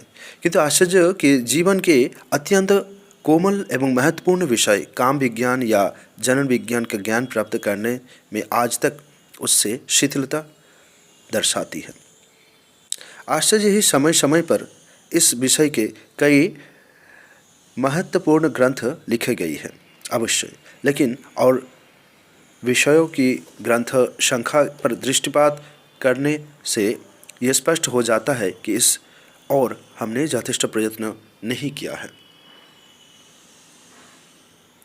इस विषय की पुस्तक कम होने के कारण भी यथेष्ट है। सबसे पहली बात यह है कि विषय बड़ा नाजुक है और इस विषय में जो कुछ लिखा जाया उसके दुरुपयोग की आशंका रहती है। दूसरी बात ये कि विषय गोपनीय समझा जाता है तथा इसकी चर्चा करने में लोगों को संकोच होता है। तीसरी बात ये कि इस विषय के ज्ञान की आवश्यकता लोगों को अनुभव ना हुई। अब तक किसी बात की आवश्यकता ना दिखे तब तक उसे कौन करेगा। लेकिन देश की दैनंदिन बढ़ती हुई गरीबी, रोगों का आक्रमण आदि ने देश में ऐसी परिस्थिति पैदा कर दी है कि अब लोग इस आवश्यकता को महसूस करने लगे हैं। इस बात को हम बखूबी समझते हैं कि हमारे पतन क्यों हो रहे हैं, लेकिन अपने अध्ययन के लिए दूसरे को प्रत्यक्ष प्रयत्न करने रहने पर भी हमने अपनी उन्नति के मूल विषय पर ध्यान नहीं दिया। जिस प्रकार इमारत खड़ी करने के लिए नींव पर ध्यान देना अत्यंत आवश्यक है, उसी प्रकार देशोन्नति के लिए अपनी नस्ल में सुधार करना जरूरी है। और ये उस समय तक नहीं हो सकता जब तक देश का प्रत्येक व्यक्ति काम विज्ञान के सहज ज्ञान से परिचित ना हो जाए। इस समय भारतवासियों की दशा बड़ी हीन एवं दयनीय हो रही है। लोगों ने आश्रम धर्म भुला दिया है। स्त्रियों विलास की सामग्री हो गई हैं तथा वीर्यपात तक प्रकार का सुलभ आनंद समझा जाने लगा है। 15 वर्ष की अवस्था के भीतर ही अधिकांश बालक बालिकाओं का विवाह हो जाता है और इसी अपरिपक्व अवस्था में वे संभोग क्रिया आरंभ कर देते हैं। इसका एक प्रधान कारण है ज्ञान। आज तक लोग इसको लज्जाजनक समझते आए हैं। इस क्रिया को इसे एक अत्यंत गोपनीय विषय करार देकर इस पर जबान खोलना अभद्रता समझा जाता रहा है। हमने सभी सदी गलती ये है कि इस क्रिया को अपने जीवन का एक प्रधान कार्य ना समझकर इसे परित्याज्य और दूषित विषय समझ लिया है। हमने उसे मानव जीवन का धर्म नहीं वरन एक ऐसी अनिवार्य आवश्यकता समझी है जो हमारे लिए स्वाभाविक स्वास्थ्यवर्धक नहीं वरन हानिकार है। किंतु अब इस विषय पर लोगों का मत बदल रहा है। अब कई प्रसिद्ध विद्वान सुधारक तथा डॉक्टर इस बात को स्वीकार करने लगे हैं कि लोगों में इस विषय का सहज आरंभिक ज्ञान फैलाना तथा इस विषय के लोगों के दृष्टिकोण में परिवर्तन करना जरूरी है। लोग प्रेम की महिमा तो गाते हैं, लेकिन वे इस बात को भूल जाते हैं कि स्त्री पुरुष के स्वाभाविक प्रेम या आकर्षण को दो पहलू हैं कि भौतिक और आत्मिक प्रेम के अस्तित्व एवं परिवर्धन के लिए इन दोनों का खिलना आवश्यक है। एक के मुरझाते ही दूसरा भी गिर पड़ेगा। इसके अलावा ये विषय लज्जाजनक क्यों? खाने पीने की तरह ये भी हमारा स्वभाव है तथा इस दृष्टि संचालन के एवं समारोह के लिए यह अत्यंत आवश्यक है। जब और सब की ये इतनी आवश्यकता तथा अवश्यंभावी जिन चीज़ों को हम मान लेते हैं, ये भी अच्छा ना होगा कि इसके संघट्य उससे पहले ही हम उसे कार्य में लिप्त हों, ज्ञान प्राप्त कर लें उससे पहले। इसके चलते से ही आज हमारी दशा इतनी गिर गई है तथा हम इस विभाग में पशु पक्षियों से ही हीन हो गए हैं। मनुष्य होते हुए भी हमने इस दिशा में अपनी बुद्धि का उपयोग नहीं किया है। जब प्राय प्रत्येक बालक बालिका को इस कार्य में संलग्न होना है, तब इस विषय को उनसे गोपनीय रखने से क्या लाभ? अनजान में बालक अपने हाथ आग में जला डाले, इसकी अपेक्षा तो ये कहीं अच्छा होगा कि आग के उपयोग की शिक्षा लेकर ही वो आग का स्पर्श करे। अपने जीवन को मुख्य सुख से बिताने के लिए ये ज्ञान बहुत ज़रूरी है। अज्ञानता के कारण हम ऐसी गलतियां कर डालते हैं, ऐसा अनर्थ कर गुजारते हैं कि हमारा जीवन भार हो जाता है। हम अपनी मनुष्यता तक खो बैठते हैं और जीवन के उद्देश्य से भटक कर गहरों में गिर पड़ते हैं। बिना किसी तरह की शिक्षा पाए ही हम लोग यौवन के मज़े लूटने के लिए छोड़ दिए जाते हैं। हम लोग तो पहले से ही इसके लिए लालायित रहते हैं। पहले से ही हमारे हृदय में स्वाभाविक काम तरंगों उठती रहती है। बस छूटते ही हम बिना बाधा बिना विश्राम के इसमें डूबने उतारने लगते हैं। फलटिक वही होता है जो कि डुबकी लगाने वाले व्यक्ति को अभाग जलराशि में डालने पर होता है। किसी विद्युत यंत्रालय में एक अबोध व्यक्ति को छोड़ देने का फल क्या होगा? इधर उधर हाथ मारने ही उसका प्राणांत हो जाएगा। जिस विवाह में प्रेम और उल्लास के फल लगाने चाहिए थे, वहीं दुख, गृहकलह, मनमालिन्य तथा आजीवन असाध्य रोग के दर्शान होते हैं।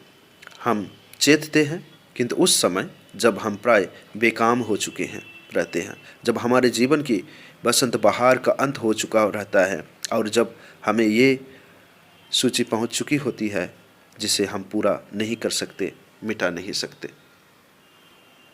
मेरा एक मित्र हैं, उनकी अवस्था इस समय 27 वर्ष की है। वह विवाहित है और उनके 2-3 संतानें भी हैं। अचानक एक दिन मेरे घर पर बैठे बैठे उन्हें चक्कर आ गया।